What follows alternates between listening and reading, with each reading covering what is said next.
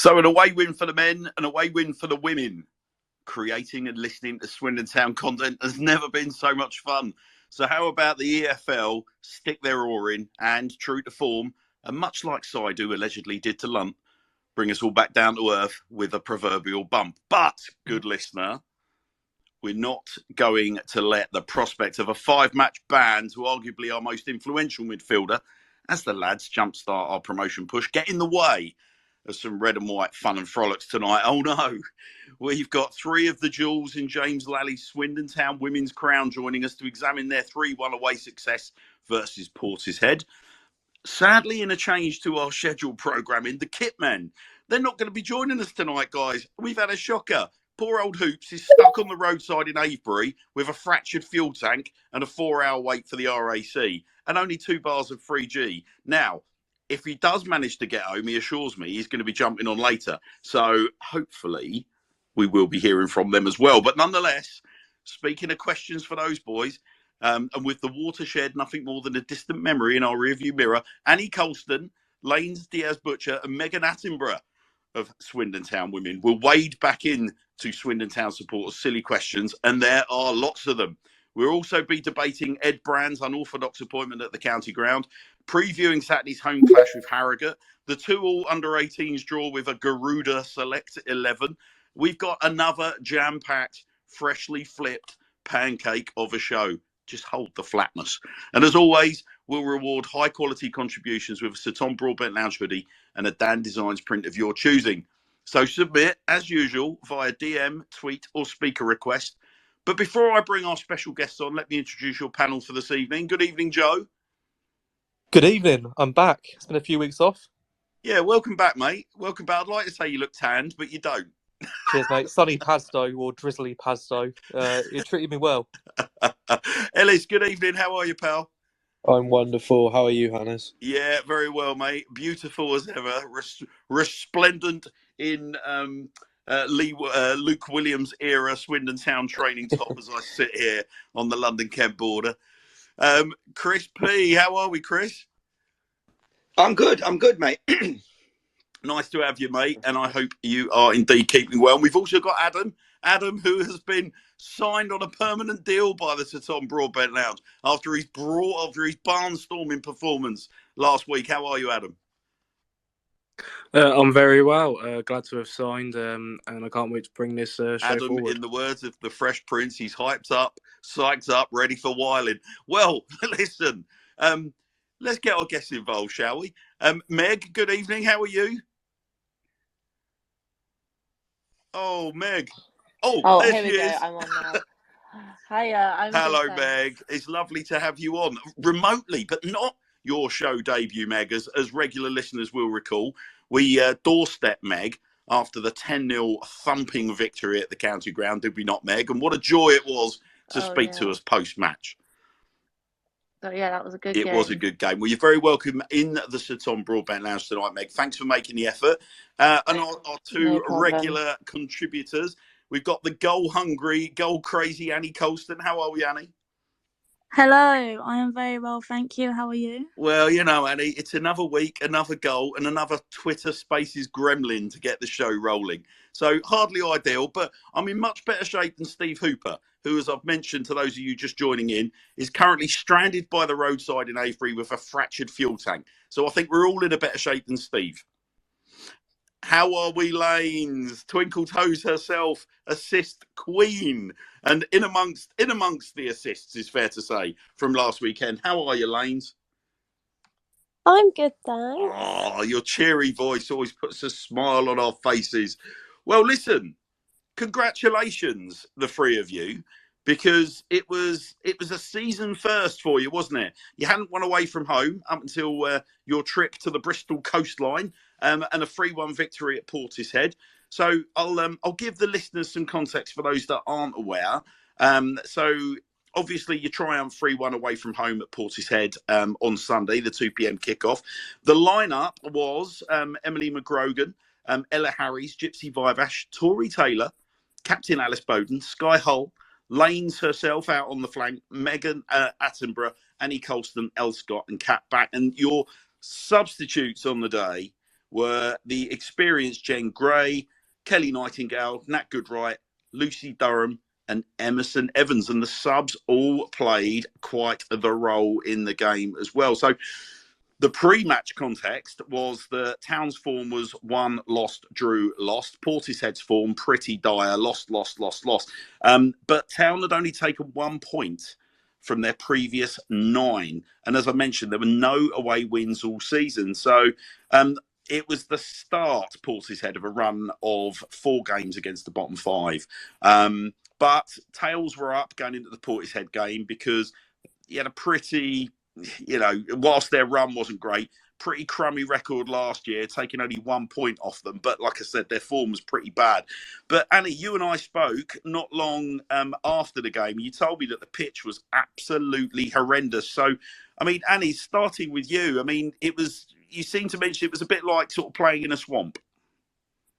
Honestly, it was awful. It was so bad. But their men's team had a game the day before. It was like like old school grassroots pitch where it's just like running on mud. Like, I didn't enjoy it at all. Well, you didn't enjoy it at all, but you went into the game 12 goals in 10 appearances, and obviously you've added to that, which we'll come on to. But first half, loads of goal malfaction with you guys dominating. I mean, Meg, what was, if you wouldn't mind, tell us the story of the first half through your eyes, as a relative newcomer to the show. So you pretty much dominated the first half, but just couldn't quite hit the back of the net. Yeah, it was pretty much one of those halves where we had all the ball and got forward loads, but just the final product wasn't going in the back of the net in the first half. And was there any kind of rhyme or reason to the final product? Was it a question? Was the pitch a real factor? I mean, like I said, Annie, despite the fact that she's added to her goal tally, Annie's just described the game as not being one that you typically enjoy. It sounds like you sort of had similar problems to what the men had at Salford at the weekend. The pitch was absolutely dreadful. Was that a factor in the first half, getting used to it? Oh yeah, 100%. It was just terrible, like the whole way through. Like the ball would just bounce anywhere, or you'd try and kick, and you just kick some mud instead of the ball. Yeah, it was definitely the pitch. Had a major impact on it. And Lanes, obviously, as someone whose game is heavily sort of not dependent, that would be rude to say, but heavily sort of influenced by your pace. How was that affecting you? Like trying to get your game going on that kind of pitch? I just felt like I couldn't do anything. My legs just felt really heavy by half time. That was so. It felt like you were like running in mud. It was just heavy. I mean, listen, thanks to Carol Ross Photography, there was an awful lot of imagery that was doing the rounds immediately after the game, and it was quite sort of unusual to see like so many pairs of football boots with about 6 inches of mud attached to the bottom of them, like proper park football, which. Obviously, that's. I know that you guys all aspire to sort of drag Swindon Town further up the women's game pyramid, but I mean, surely playing on pitches like that, I bet you can't wait to see the back of them, can you? I'd happily never play that again. Get us out. Would you rather that, or would you rather 3G? Because I hate playing on 3G. I think it's 3G awful. all day, 3G. all day. Every day. Oh, you ruin your house with the little black rubber pellets, though, don't you? They're all in my car as well. There's no escaping them. See, there's nothing wrong with a boggy pitch. A bit of mud. That's what outdoor sports is all about. As a rugby player, I love nothing more than a pitch that gets you absolutely soaked. But it depends if you're on the old metal studs of the blades. That would be the ultimate question. The ultimate question is, Annie, did you do a Jurgen Klinsmann dive after your goal in the mud? No, I did not. Oh, okay. Well, look, let's move on to the second half because delighted to say, obviously, Annie, Lanes, look, we love you as well, Meg. Don't you worry about that. But obviously, we have a sponsor's interest in Annie and Lanes. That little bit of extra spice in our following. But all 3 of you clearly were involved in breaking the deadlock. So, Lanes, as I understand it, you and Annie have combined really nicely to set up Meg for the opener. Meg, do you want to talk us through your goal, or do you want one of your assistees to do that? Oh, I'll let one of those. Yeah, let's have it. I can't really remember what happened. I think I just did the usual, passed it to Annie, and she didn't actually shoot. She laid it off. Can you believe it? I know, it actually happened. First for everything. Annie, was the shot on though? Was the shot on? No, it definitely wasn't. I think I took up Lanes' position. I was running down the right wing, and then just seen Megan's space, so cut it back for her. Yeah, beautiful way to describe it. And Meg, what sort of talk us through the finish? And indeed, was there a celly? Well, usually I'd absolutely mess up in that situation, probably put it over the bar. But I've been trying to just place them in the corner, as KP's listening will be happy to hear.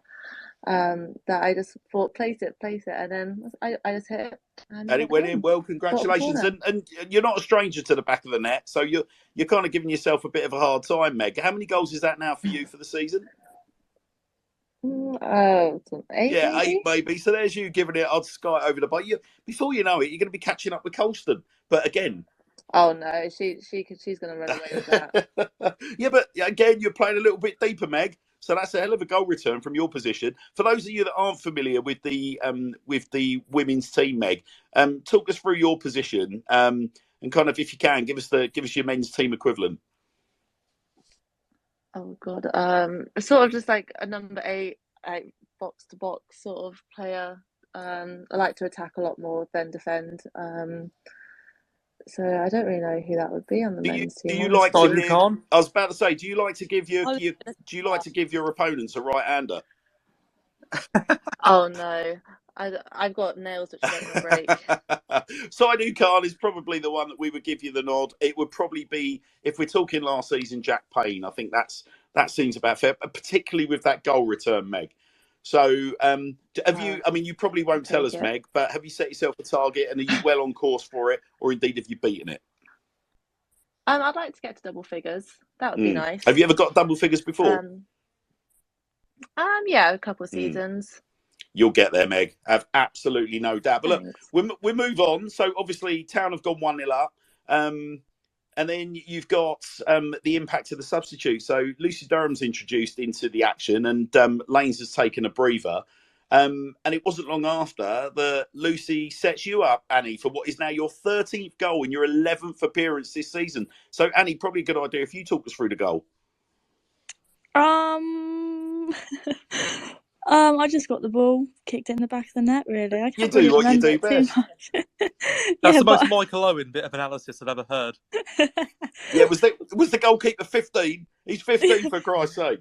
But, so, Annie, you underplay it, but I mean that again. I know all goal scorers won't talk about the sort of targets they set themselves. You must be well on target for your or well on pace for your end of season target. 13 goals in 11 appearances. I know you and I have spoken previously about how well this season's going for you, and how you feel fitter and sharper than you have for quite a while. Again, you're still feeling on top of your game, because pretty much everything you're touching is turning to gold.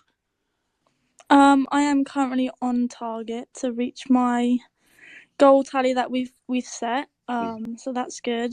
But yeah, no, I'm still feeling sharp, still feeling fit. I'm just really enjoying it at the moment as well. I think that helps when you're enjoying the game. You just want to be more involved and obviously score as many as you can. Yeah, of course you do. And obviously for the third goal, Annie, because you can't, of course, rest on your laurels because you've had to take a breather as well. And not long after, Gypsy Vivash, our flying wing back, has got down the flank and set up 16-year-old Emerson Evans for her first ever senior goal. So Emerson was signed from Melksham in the summer where she had already scored an absolute hat load of goals. The looks on all of your faces, you were all absolutely buzzing for Emerson. Who wants to take us through the sort of, just give us some context around Emerson? Tell us a little bit about her and tell us how satisfying that was seeing her at the back of the net at such a tender age. I was like a proud mum. I was so happy for her. Like, she's been training with us and she just proves it in training that she's good enough to play with us. And she's like a really humble girl. So when she scored, I think everyone was just so happy for her.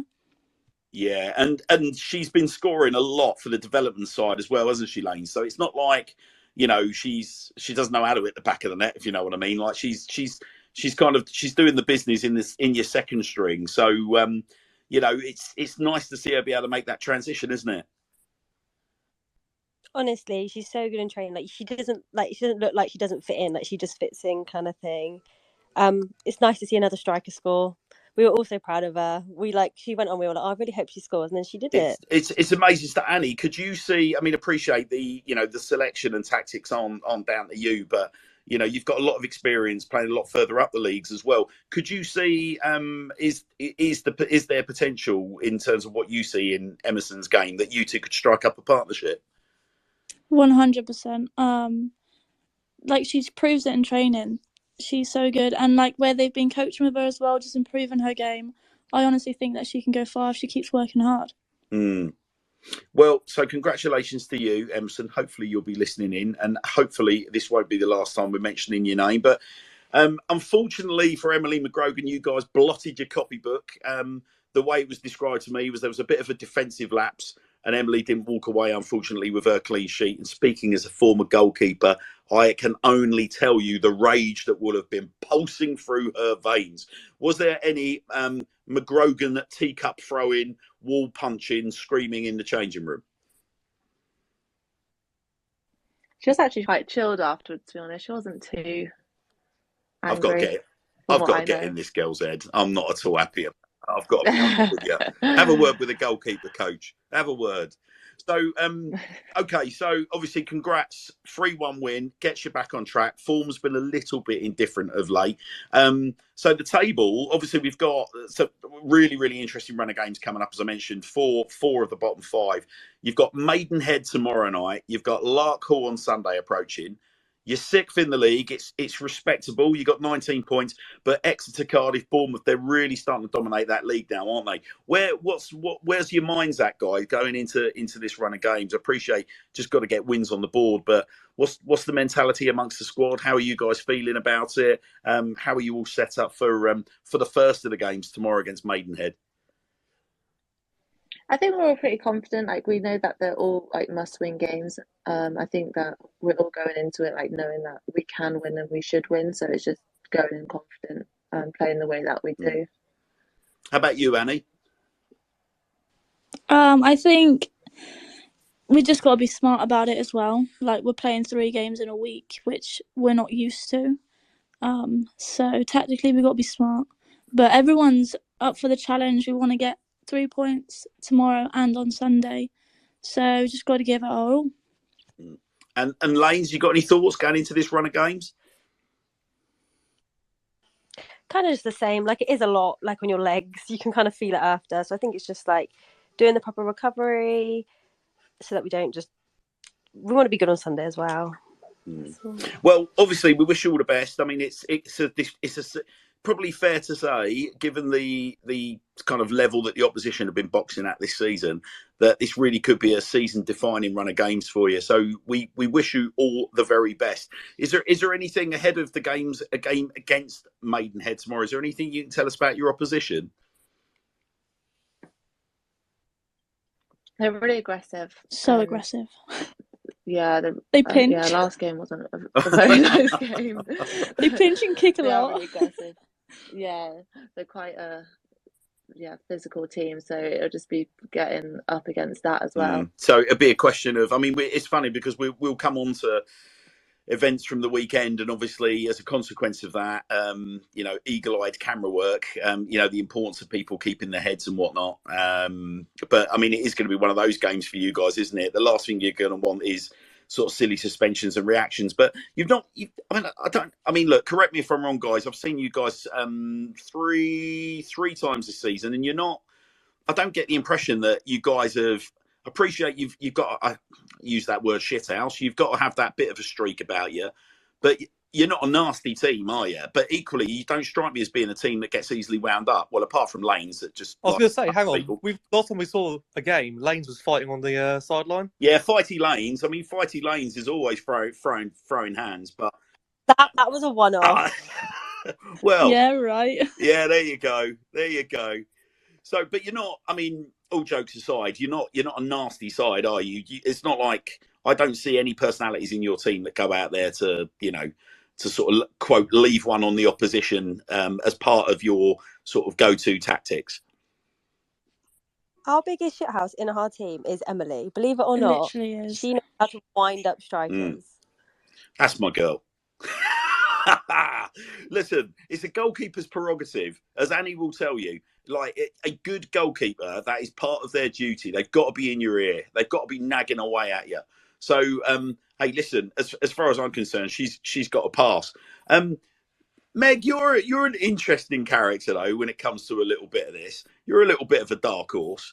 What's your approach going into a game against really aggressive opposition like this? Are you again? It's easy to say just concentrate on the game, but obviously the first things you guys say is like, right, obviously that's what they bring to the table. Does it affect your approach? Have you got to bring? Can you, in trying not to cause yourself a problem, can that cause yourself a problem if you get where I'm coming from? It could, but I don't think the way that we play will like make us do that. And especially me, like we like to play with the ball and like play the ball around. So I think that just getting the ball and playing is our own response, and playing it around them is sort of our own response to that, rather than getting involved in their like silly tactics and that sort of way, because we're better than them. So they just have to try and do something like that instead. Hey, that's the spirit. Well, listen, best of luck ahead. You may well get a little visitor tomorrow. So be on your mettle. You might see a familiar face in the crowd because you're not a million miles away from Sir Tom Broadbent Lounge Towers. But listen, we've also got you guys here tonight to answer some of our listeners' very silly questions. So I hope the three of you are all ready to go. Nope. Yeah, ready. Well, look, we'll warm you up with some easy ones, all right? So the first one is, this is to all three of you. What are your occupations away from football? I'm a personal trainer. I work at Tesco. I work in a secondary school. Hey, how about that? How about that? I don't know, my fair panel. What do we? So we've got a personal trainer, we've got a supermarket worker, and we have a. I've got a feeling like Lanes is one of those like really nasty teachers that just like shithouses her pupils. Would you say that's fair, Joe? We've got experience of two of these three people. Yeah, 100%. I think, if Lane's was your teacher, you'd probably be throwing a few sickies in, wouldn't you, in a year? Yeah, like, do you reckon Lanes throws the chalkboard rubber at people? Do you reckon she's that kind of person? Yeah, I reckon she takes off the felt bit of the chalkboard rubber first, and then just throws a wooden bit. I heard it was actually a shoe. What? I bet your Lanes has got a really, really good line in side eye as well. I bet she's got that amazing poisonous side eye banter. I'm not even a teacher. That's what they all say. Yeah, indeed. Ellis, you've got our next one. I do. This is for all three of you again. Which fictional character are you most like? God knows. I don't know. Would you say, are you action hero or are you Disney princess? I'll give you a couple of extremes. I'd say I'm a bit of a princess. Nice. And which Disney princess would you be, Meg? I'm not too sure. Nicely dodged. I'd say I'm more like Baloo the bear off Jungle Book. Okay. Yeah, now we're talking. We all want to be like you, Annie. We all want to be like you. There's got to be a chant in there somewhere for that. Yeah. And you're going to have to sing the Baloo song. Yeah, you now. are, Annie. No, I can't. I can't sing. Yeah, no. Annie, we're just going to sit here in awkward silence until you do. Or you'll be waiting a while. Come on for the content. Yeah, it's not a problem, Annie. We can do that. We're quite happy to do that. We're not the BBC, you know. We haven't got to worry. We haven't got to worry about people's license fees, Annie. We just sit here until you don't let us down. I don't bow to peer pressure. What do you reckon? What do you think, Lanes? Do you think she should sing? Yeah, I don't know what it is though. Do you know? Oh, I think Annie knows what it is, don't you, Annie? No, I've just forgotten it. Oh, don't be like that, Meg. Come on, all right. Forfeit, Meg. Do you think forfeit? Do you want to dig your teammate out here by singing us a famous Disney song? She could do it. This is her song. This is her Quite moment. right. It's up to It's you a good then, thing, Lanes. just a bottle like this in front of goal, isn't it? If Lanes doesn't want to sing, Annie, it's all on you. Nah, go on, Annie. No, I've got really bad connection. You're 2v1. breaking up. Sorry. Oh, that Oh, sucks. Annie, you're a bottle job. Yeah, that is a Do you know proper- what? I'll take that. I'll take it. I am a bottle job. I ain't singing. Oh, you've just Gareth Southgated that right over the crossbar, haven't you? Well, we're not happy. We're not. I bet Jonah would have sang. Again, we're giving you some easy questions. Adam's got the next one, but we're just easing you in with some of these ones. Taking it away from sort of like the Disney princess stuff and trying to get you to embarrass yourself. Question for me is away from football, sort of like in your downtime, you know, for all three of you again, what is your how do you guys unwind sort of like when you're away from the football pitch? I'm typical and in the gym. Meg, you're a bit of a mentality monster, Meg, aren't you? Like you love it, don't you? You're out on the pitch, you're in the gym, and then when you're winding down, you're in the gym. Yeah, but if I'm not doing that, I'm eating pizza and wine. All right, okay. Well, that balances out nicely. I just spend it with my daughter. I just chill with her. Do you sing? Do you sing with her, Annie? No, I don't actually. I've heard. Yeah, I've heard she does as well. What would you do with your daughter, Annie? I don't actually. What about you, Lanes? I'm actually sat playing my Nintendo Switch right now, actually. That's quite nice to wind down. Oh, well, thanks for giving us your full attention, Lanes. I'm sure the listeners are absolutely delighted. This is paused. We're going to hear Lanes call Luigi a prick in a minute, aren't we? Or something. Oh, halfway through a conversation, she'll be like, "Oh, Waluigi, you bellend." Pause.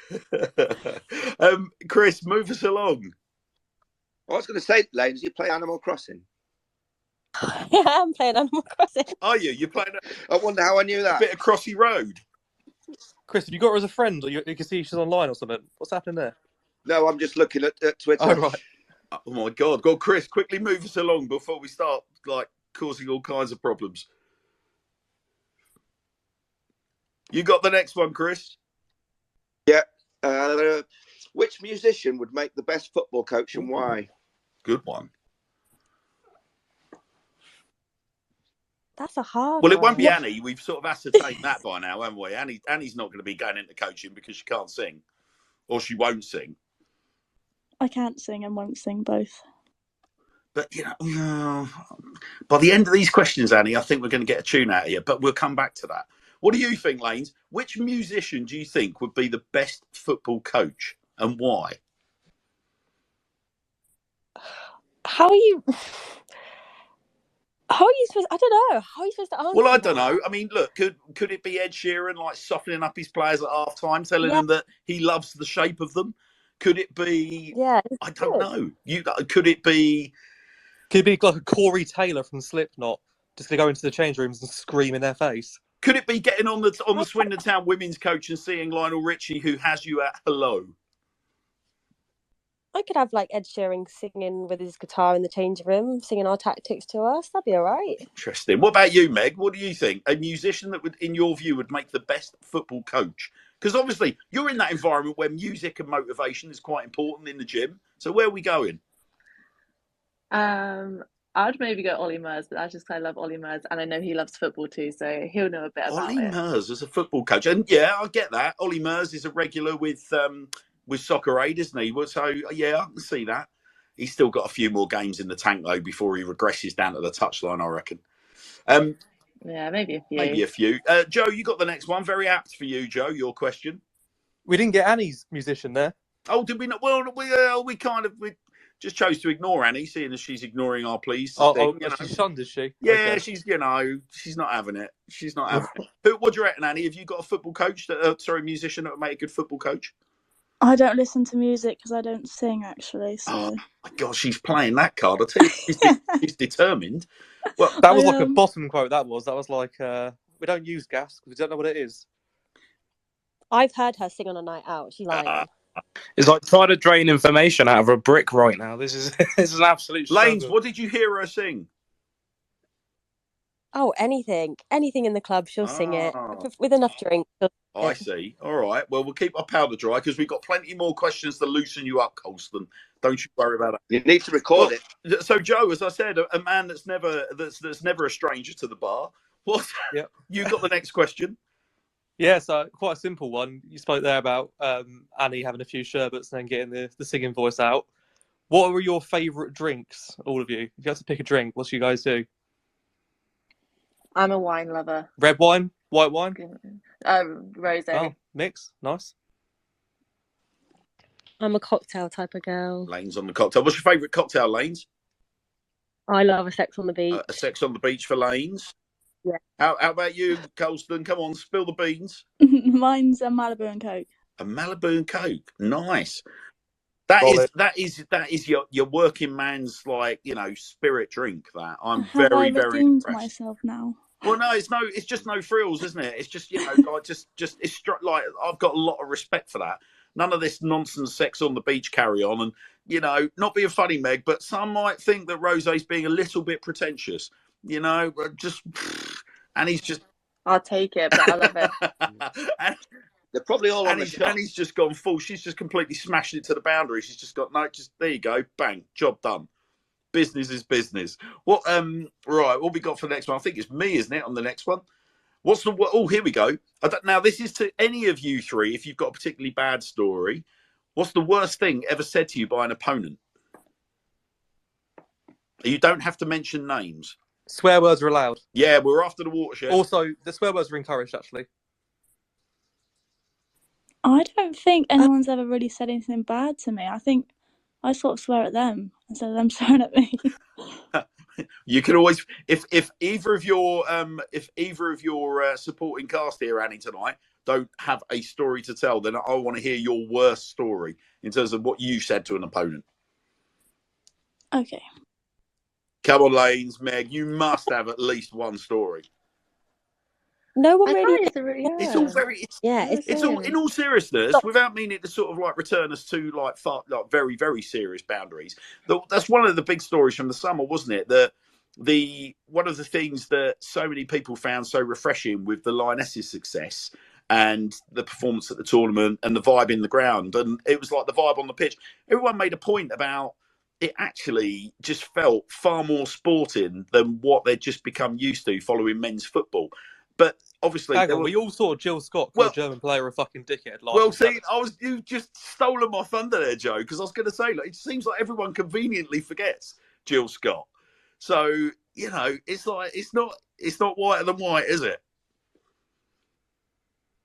Oh, it's that wall of silence again. Come on in, Annie, spill the beans. What's the worst thing you said to an opponent? Well, I don't say anything bad. It was only like a couple of weeks ago. This girl, she just stamped on my foot really hard, and I had a few choice words to say to her. And then you were horrible. You were brutal. I was, yeah. And she turned around and apologised, so I felt really bad. Oh, wow. It'd be amazing if she turned around and just started crying. You've reduced her to an apology. Oh, honestly, do you find? I mean, Annie, you've played further up the standards. Do you find the further up you go, the more competitive, the more sort of the more it is you get further up the leagues? Yeah, for sure. I think it's just. I don't know. It's hard to say, but it is definitely like more physical and more mind games. I think the further up you go, but you do get some players in this league that are like tactically wanna sort of get in your head and say nasty things. I think Bowds gets it worse than all of us. She's always getting called names every week. She definitely does. I was literally just going to say, but I bet Bowds puts it out as well. I reckon she can give out some proper abuse. I'm pretty sure she said in the previous show, though, that she absolutely loves it. Like, she loves all that part of the game. And you just said it yourself, guys, that Emily's got that in the locker as well. Like for a kind of junior, sort of, junior and being very respectful. Like she's not the oldest member of the team, is she? She's more a junior member of the team. But I mean, she's clearly got that in the locker. So okay, well that's interesting. So further up the league you go. I mean, I don't know. Is there anything you've ever seen? Whether that be on the telly or live at a game, any of the three of you within the women's game that's made you just either crease up with laughter or just sort of taking your breath away along these lines? I mean, Jill Scott was an absolute favourite, but there must have been worse than that. I like the hair. There's some cracking hair pulling memes that have done the rounds where people have burst through one-on-one and their ponytails have been used as reins. But again, the floor is yours. It is usually Alice that gets it in the head, to be honest. Like, she just messaged me now saying I always get called fat. Oh, what? Well, that's not what we're going for. But she said it back. She'll do it back. Don't worry. She thrives off it. She absolutely loves it. Well, okay, so along similar lines, Ellis, you've got the next one. Oh, have we lost you, Ellis? Oh, sorry. Yeah, That's sorry. right. Sorry. This one is for all three of you again. Who is the scariest teammate? Emily, when she's angry. Oh, tell us more. Or you don't want to make a mistake in front of her if she's angry. Wow. That's all. So what is it about Emily that's so scary? Has she got like the red face and the demon eyes? Like, what is it that she's got in the locker? She's the nicest person. But I don't know. I think she hates conceding. So she gets a bit angry after that. But she's lovely, obviously. Would you say then, we go back to Bowles, do you think that she has scary in the locker? Or because obviously she's a leader, she's got that about her. I'm sure she gets you all rolled up in the changing room and indeed in your huddle. But has she got that in the locker, the skipper? I wouldn't say it's so much scary, but like not to us anyway. Like, yeah, no, I don't think so. She can be like brutal and like honest with us, but it's like it's never really scary. It's always like in a like really good way that it makes us listen over. So that's good. I reckon Adam, Steph Bent's scary if she gets going. Oh, listen, Steph Bent has scared me when I asked her for an interview. She gave me absolute death stare, and I was like, oh my God, she's going to kill me. And then her face just melted, and she was absolutely over the moon to be spoken to by me, but I was absolutely intimidated. But what a lovely, lovely person. She struts with confidence, that's what it is. That's exactly what it is, Joe. That's exactly what it is. Yeah, she unseated me with her ruthless confidence. And she seems to, so she's just, while we're talking about Steph, she's just been under the knife, has she not, ladies? Yeah, she has. She just had a surgery today from her Achilles rupture the other week. It's so ouch. Sad. Yeah, I mean, like I said, she's got a special place in my heart as a reluctant member of the Goalkeepers Union. But if you're listening, Steph, whether you're listening live or listening to the recorded version, sending you all our love and best wishes for a speedy recovery. Really cruel, especially at this stage of the season as well, where there's so much football to be played. And she's a big part of your setup, isn't she, guys? Yeah, she is. We'll miss her lots and hope that she recovers well and comes back soon. Adam, you've got the next one, mate. Move us along. Yeah, so bit of a less serious question on this one. All of you again. In your personal opinion, what do you think is the most annoying colour, and why is the correct answer yellow? Oh my God, no! No, that's Meg's favourite colour. Definitely not. So hang on, did one of you my just car say? Is yellow. My well, whose favourite colour is yellow, and who's leaving the group right now? Oh my God, we're about to commit a crime. All right, KP, get your pen out, get that contract, get it signed off or written up. KP, if you're not listening to this, pal, like there's going to be serious consequences. Now, strangely, Meg's just muted her mic. Okay, well, we'll open the question to you again. One of you has painted their house yellow. One of you is about to admit to a rather large audience of Swindon Town fans that your house is yellow. I'll just leave it to you to just, whether you want to be big enough and bold enough to put your hand up and own up. Just to try and dig yourself out of the hole, I think. No, I'm taking it. I'll happily take it. My car is yellow. Like, sorry, it's all yellow. That is disgusting. I'm sorry. Yeah, I'll take it. Meg, now come on. You've been part of Swindon Town Women's Football Club for a fair old while. Do you want to explain your choice of colour? I mean, since I was a kid, so just haven't changed. Meg, I once wore a yellow Swindon Town goalkeeper shirt into the town end, and some bloke tapped me on the shoulder and said, "You're brave." Yeah, that is true. It is very brave, but it is what it is. Wow. Okay. So, you know, look, I don't, you know, I'll tell you what, I'll get. We might give you a little out on this, Meg. Is it true you hate Oxford? Yes. Bravo. Annie, is it true you hate Oxford? Yes. Very good. Lanes, is it true you hate Oxford? My bedroom is yellow, but yes, I do hate Oxford. Oh my God, Lanes. Right, I've got some red paint in the cupboard, so if you want to get that sorted out, then we can arrange. Me and Adam are going on a midnight drive to go and spray paint some houses and cars. I don't think you need the paint. Lanes, put it this way: just get busy with the Sharpie. Just make it happen. But that's got to change. Meg, that's got to change. Nonetheless, thank you, the three of you, for what will be very, very handy promotional sound bites moving forward. And I'm sure KP is going to put them to good use as well.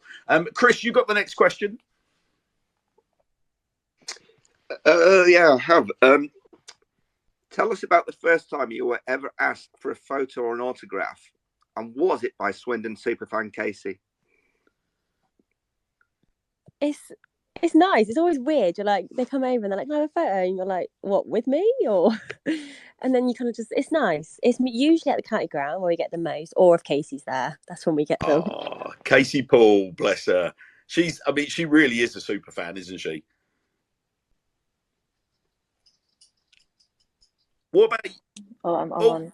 Yeah, she's everywhere. She is, and she loves it as well. She absolutely loves it. The men's team, the women's team, anything to do with our crest, she's all over it.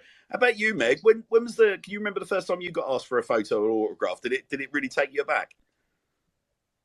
Yeah, it's just it's like Lane said, it's just kind of like, it's nice, but it's weird at the same time because it's just like not that we're used to it, and it's just like, oh yeah, of course we'll have a photo, but it's just like, you really want it with me? Is that because obviously you guys are on a real sort of not learning curve, but it's a real steep cultural change, isn't it? Like, as well as football kind of culturally and society culturally kind of, waking up to, equality within the game. There's so much more interest in the women's game. And certainly at Swindon Town, there's a big kind of strategic interest as well in making sure that the women's team have got that profile. And it's obviously, it's got from one season to the next, it's changed massively. So that must be quite a cultural shock for you all.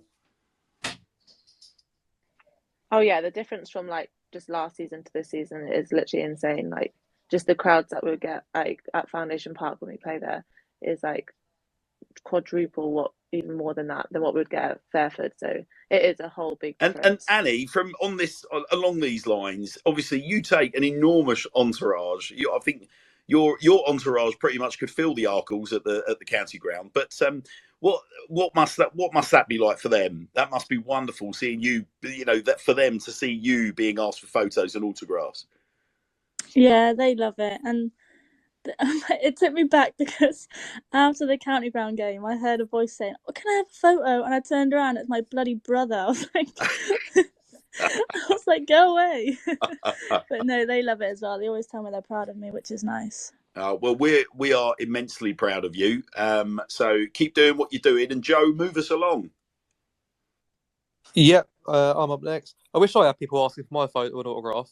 The only time I've ever had that was some kid mistakenly identified me as Laurent Koscielny and asked for a signature. Well, you do. You also.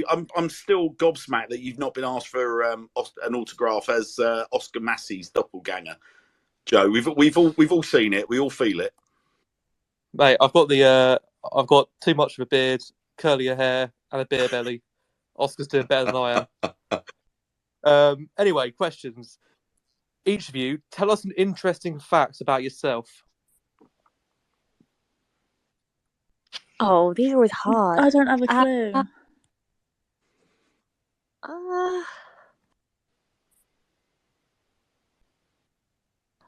I am one of 8, so I'm one of 8 siblings. You just stole my one. No, it's my one. No, I'm one of 8.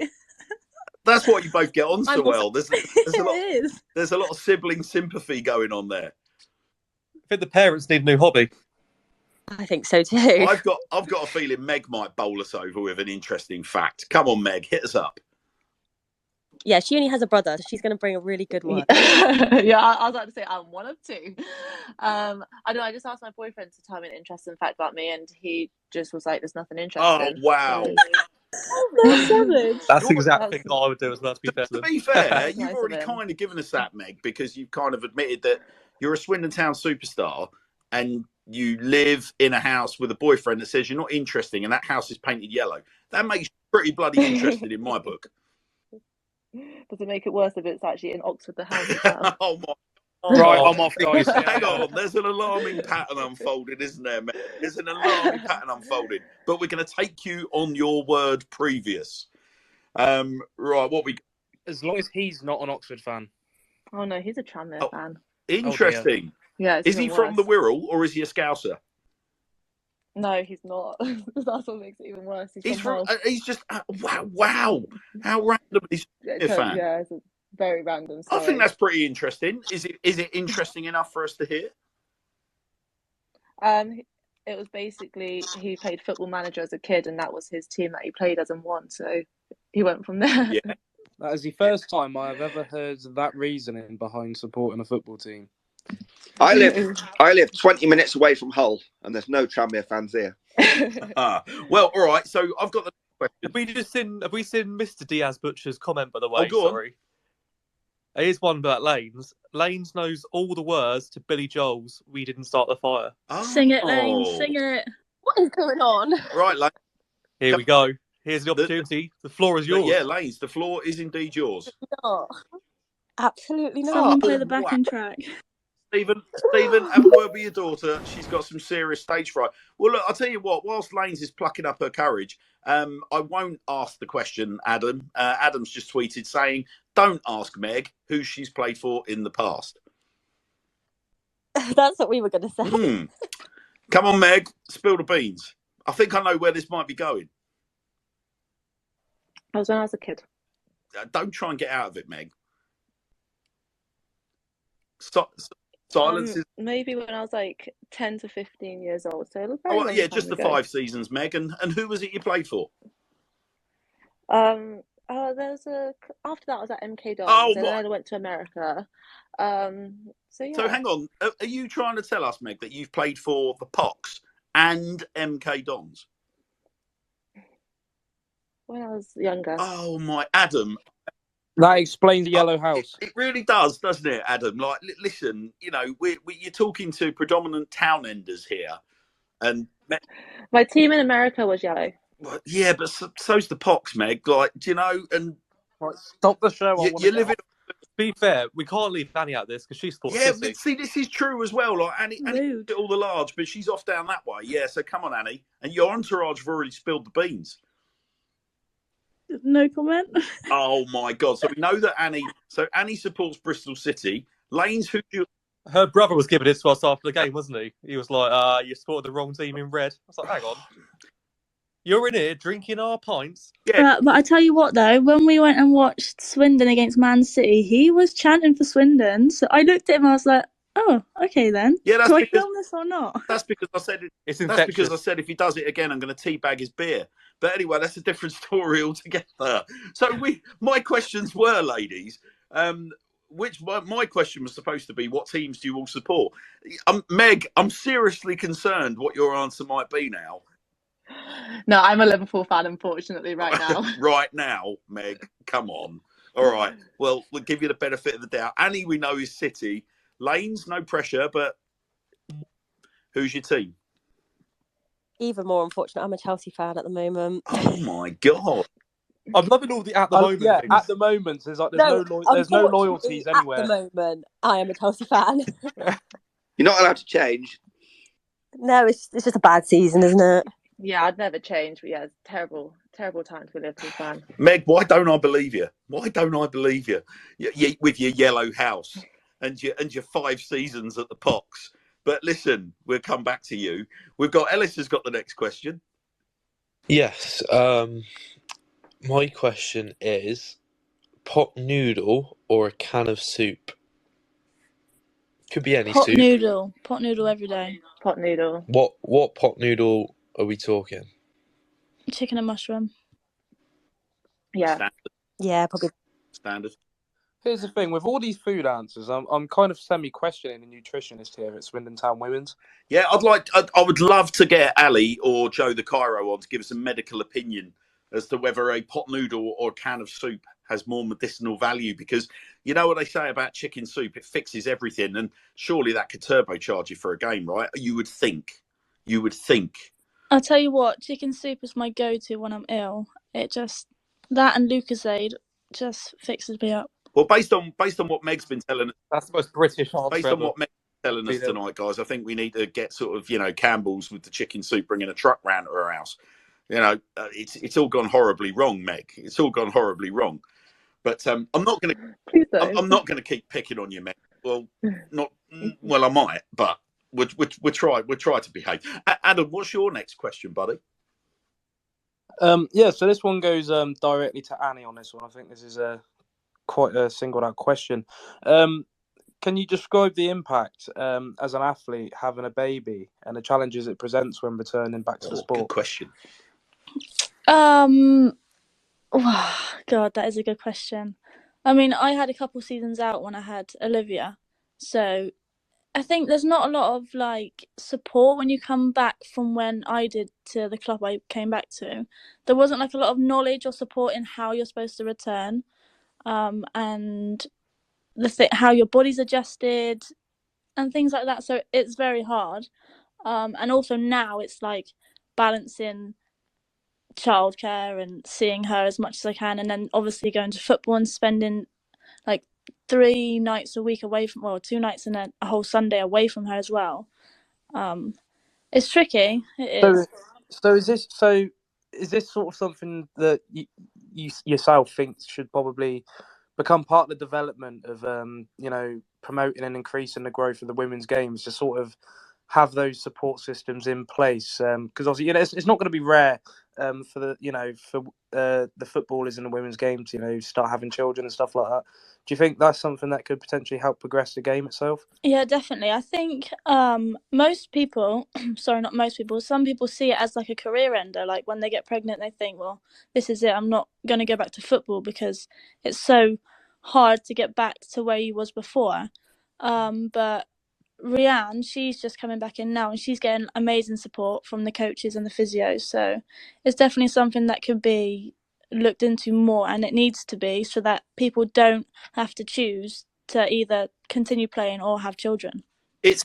So do you think that differs sort of like in the top league as well? Because I'm sort of trying to think, when it comes to the Women's Super League, obviously these girls are sort of they're on these big contracts and they are earning a decent pocket for it. You know, do you think having the time out like that is affecting the contracts of some of the girls? Well, I mean, in fact, Alex Morgan's a really good example, Annie, isn't she? Of you know, of a woman that's gone away, had a baby, like at the very, very, very, very top of the women's game, like, you know, one of the very, very top players. And she's not been the same player, has she, since she's sort of come back from having a baby? So it's a really, really interesting point, actually, because, like we said, you know, the impact of, if you look at, for example, you know, any footballer that's got a large contract that might have, you know, in like a history of injury and illness, that does have a direct impact, doesn't it, on their earning potential? I was going to ask actually as well, like how difficult was it coming back to the game and sort of the effects on your body and, you know, getting back to fitness? That must have been a right slog. Yeah, it was really difficult. And also it's like mentally challenging. Like I went into the first season back and I thought I'll just go straight back to how I was, and it was like the complete opposite. But I don't think it was until this pre-season where I really, really got my fitness back up. And I'm probably fitter. Well, I am fitter now than I ever have been in my career. But like, it's just, I think it's a lack of resources and research that's put into it that really needs to increase and support the players that do want to go away and have a child and then return. The thing is, Annie, I guess it's a really interesting one, this. Like, we could probably talk all night about it, because I mean, my wife used to play a really, really high standard of netball, and I asked her this question. This was years and years ago, and she kind of just turned to me and said, look, on a very basic level, imagine trying to run around like you were able to before, but after your pelvis has basically split apart. And I was like, wow. And then when I thought about things like that way, she was like, obviously that doesn't happen to everybody in childbirth, but if you think about, if you know, for those of us that are all familiar with men's football, if you start hearing about a male footballer suffering a serious pelvic injury or like a fracture to the pelvis, again, like Annie, to your point, that's like a career ender, right? So it's, I guess it must be so hard to plan like going away, having a baby, and potentially suffering that sort of level of sort of effect to your skeletal system. Like that's catastrophic, isn't it? I mean, I can't dress it up any other way.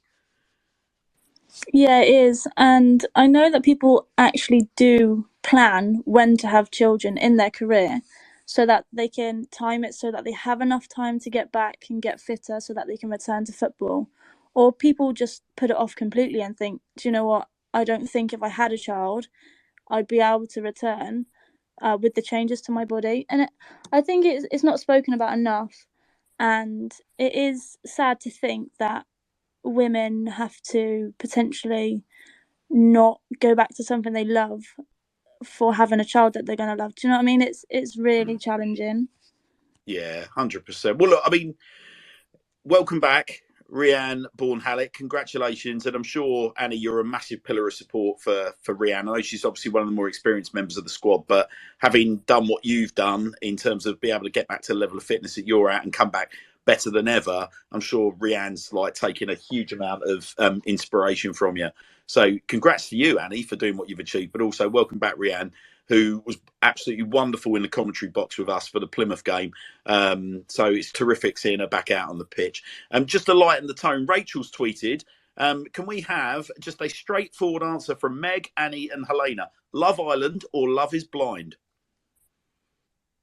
Love Island. Love Island. Oh, see, I love them both. I'm such a reality TV person. Like, I watch them all. Which are you going to pick, though, Meg, if you had to? Love Island. Love Island. There you go. I like to think that's possibly the classier of the two shows, although not really my cup of lala, I have to be honest. Let's face it, we're all fuming that movie nights come on the night that we're doing the show. Oh my God, yes, I'm really annoyed. itching to watch it. I'll probably stay up after the show to watch it, if I'm honest. Yeah, no, I have to wait till tomorrow. Chris, you've got a slightly more performance-based question, so put your A game on here, ladies. All right, yeah. Right then, girls, can you tell us?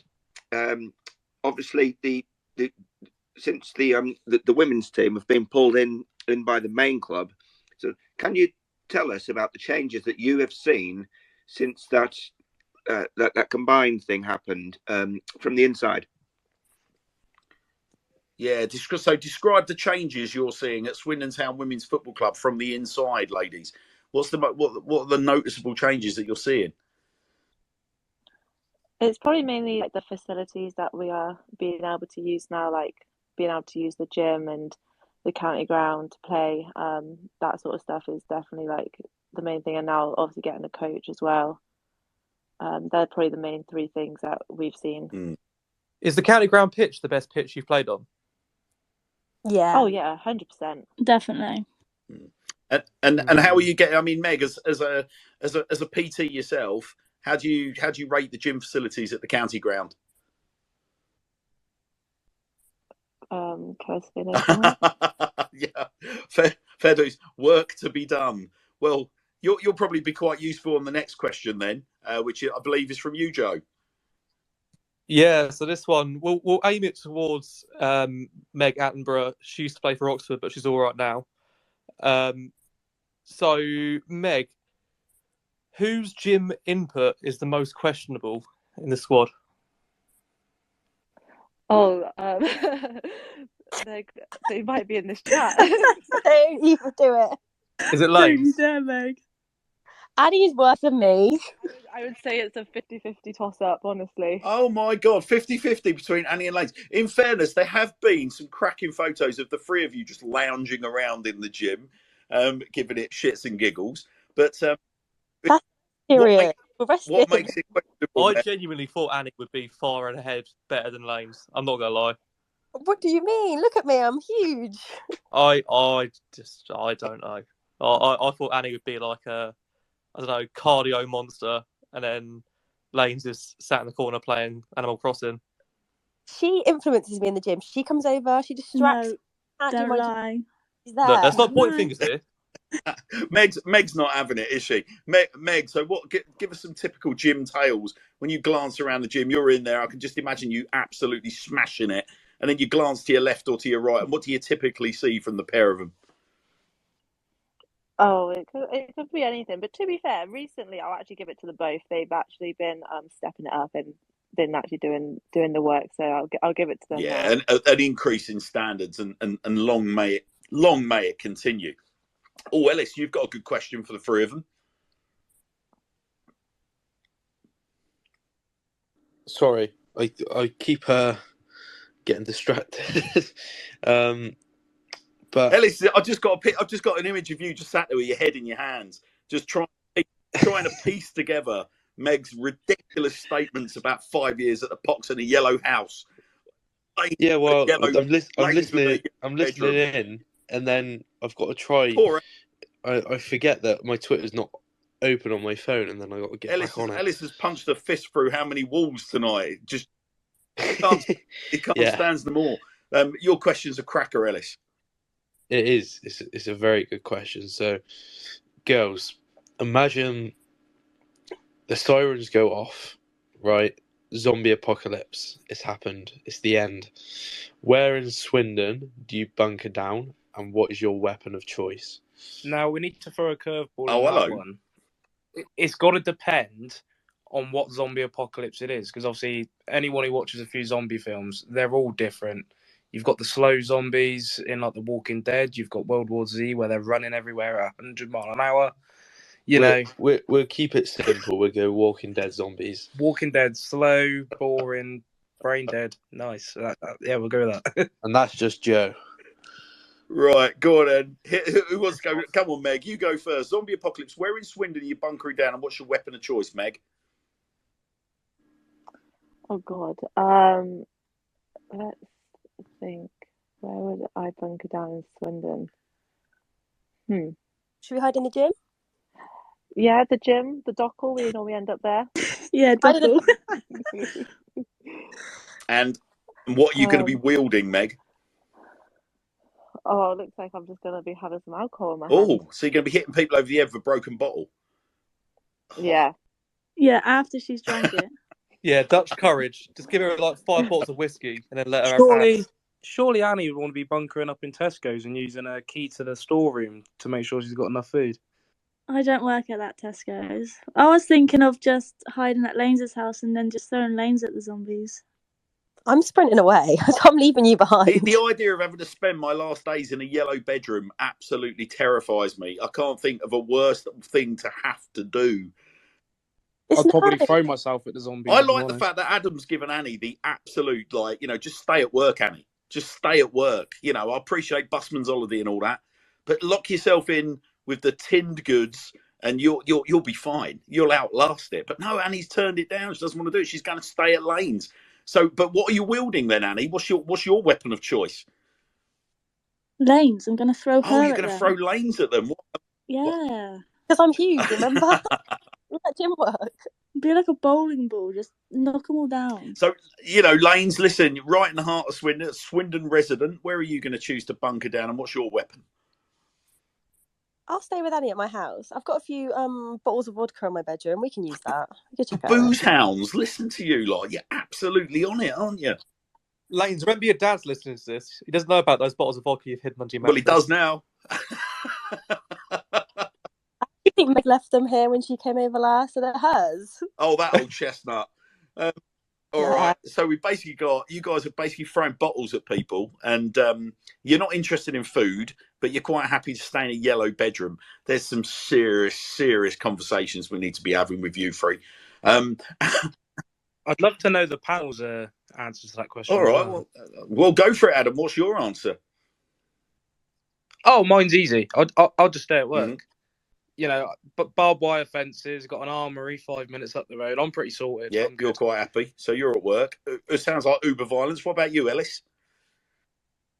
I'll just stick a pair of boxing gloves on and then just whack up all the zombies. Treadmill at the front door. Job done. Yeah, there we go. I'll just run about. How about you, Chris? Zombie apocalypse. What's your weapon of choice and where are you? I live in Yorkshire. I'm safe. They're all zombies already up there. You've had plenty of practice. Flat cap. And what about you, Joe? Well, I don't live in Swindon either, and I don't know anything other than the county ground. So I've Googled it, and there's a place called Wiltshire Rod and Gun on Victoria Road in Swindon. It's a gun shop, so I'll go there and anything on the walls. Well, I'm going to bunker down with Marcus Cassidy at the county ground, and I'm going to use his hoe as my weapon of choice. His hoe. I will stand there at the door and I will spike people with his hoe, and I will defend the county ground until my very last breath, because that's just how I roll. I can't believe you called Marcus a hoe. No, I said I would be using his hoe. Yeah, that's what I also. Well, Adam, you got the next one? Oh, have we? Yeah, sorry, I had to just flick back over to the to the question sheet. Will you stop being stunned by the yellow chat? We can't help it. Right. Another one to all three of you then. Who's the worst dressed teammate in the squad?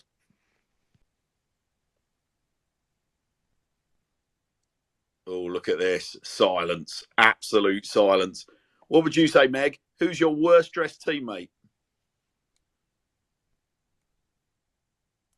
I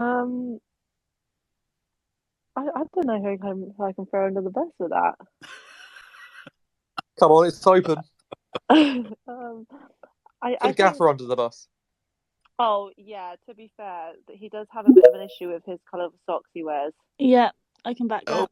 But he's getting better now. He's getting better. So James Lally has got very, very bad socks. Would you say that's fair, Lanes?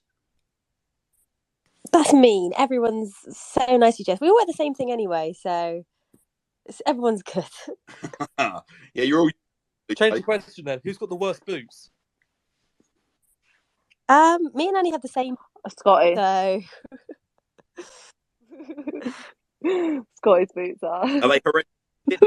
Yeah, I do. Is it the age? Is it the age of them, Meg, or is there something about them? It's just the material. They're like velvet. Yeah, I went up to her the other day and I said, "Can I feel your boots?" She's like, "Don't. I hate them." Oh. She's playing in black Sondicos. I can feel it. Yeah, has anyone like got budget boots that concern you guys? Like, hopefully they've got a little bit more like care for themselves than that. But there's nobody rocking the Dunlop molds, is there, or anything as drastically disgraceful as your Gola hat tricks? No, to going back in the day, no one's rocking those back. Bring back the total 90s. Oh, yeah, see, a classy selection. I love total 90s. Now, the Nike CTR 360s are the absolute one. They're my favourite boots. Oh, listen, don't get me started. Is anyone kicking about them with the old Sports Direct Mike Ashley special? Or No, I don't think so. No, I don't. Yeah, I can't say that. That is really. Everyone's pretty good with their boots. If they love a trip to TK Maxx to get a new pair of boots, they're pretty good. Yeah, decent. There's a lot to be said for the Pro Direct sale as well. Let me tell you, ladies. Wait, sorry, they do boots in TK Maxx? Yeah, that's where a bunch of them get them Oh wow! from. Apparently, Is that why you're shopping for all the other clothes for? It's an absolute game changer. An absolute game changer. But all right, listen. What's Chris? You've got the next question, and we're on to the anchor leg now, ladies. You'll be pleased to know we're getting to the end of this slightly squiffy segment. What you got for us, Chris? Right, ladies. Who is the squad dark horse? Open to interpretation. That question. Open to interpretation. I've got a feeling Meg will have a bit of fun with this. I'm just trying to think in what sort of context. Well, you take it however you please.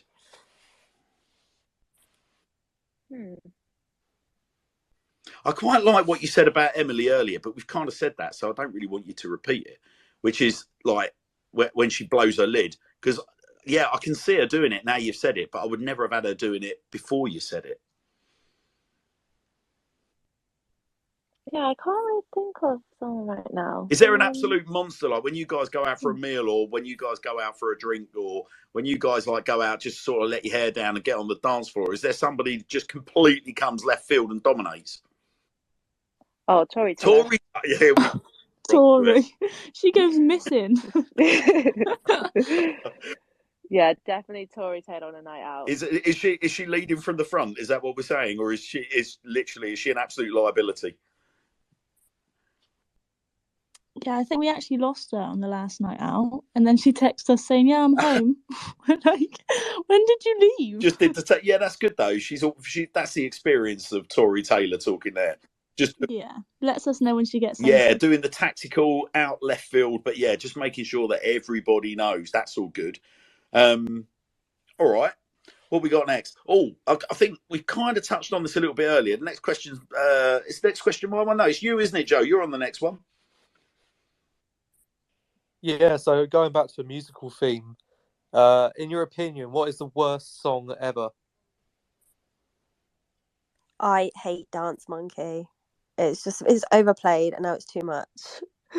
I'm not even sure I know what Dance Monkey is. I think Lanes. You'll know. I think maybe Lanes could give us a red. Sing it. It's not happening. Come on, sing it. We need a song out of someone tonight. Oh. No, it's not happening. It's not that. What is that? What the hell was that? Is that not We Didn't Start the Fire by Billy Joel? It might be. Oh, yes, I see. Yeah. Go on, Yeah. Lanes. Do you feel compelled to sing along, Lanes? Right, I'll tell you what I'll do. Right, pause the music. Right, ladies, there is a Saton Broadbent Lounge limited edition hoodie to the first one of you three to sing a verse of either your favourite or your most hated song. Oh, I can't. It's a cherished item, you know. There's not many of these in circulation. It is a very nice hoodie. What song?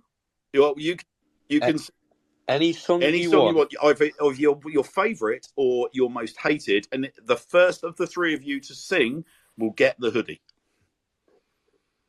But we want a full verse. That's too far. I can't do it. Oh, Lanes. Meg, are you sure we can't tempt you? It's good gym wear.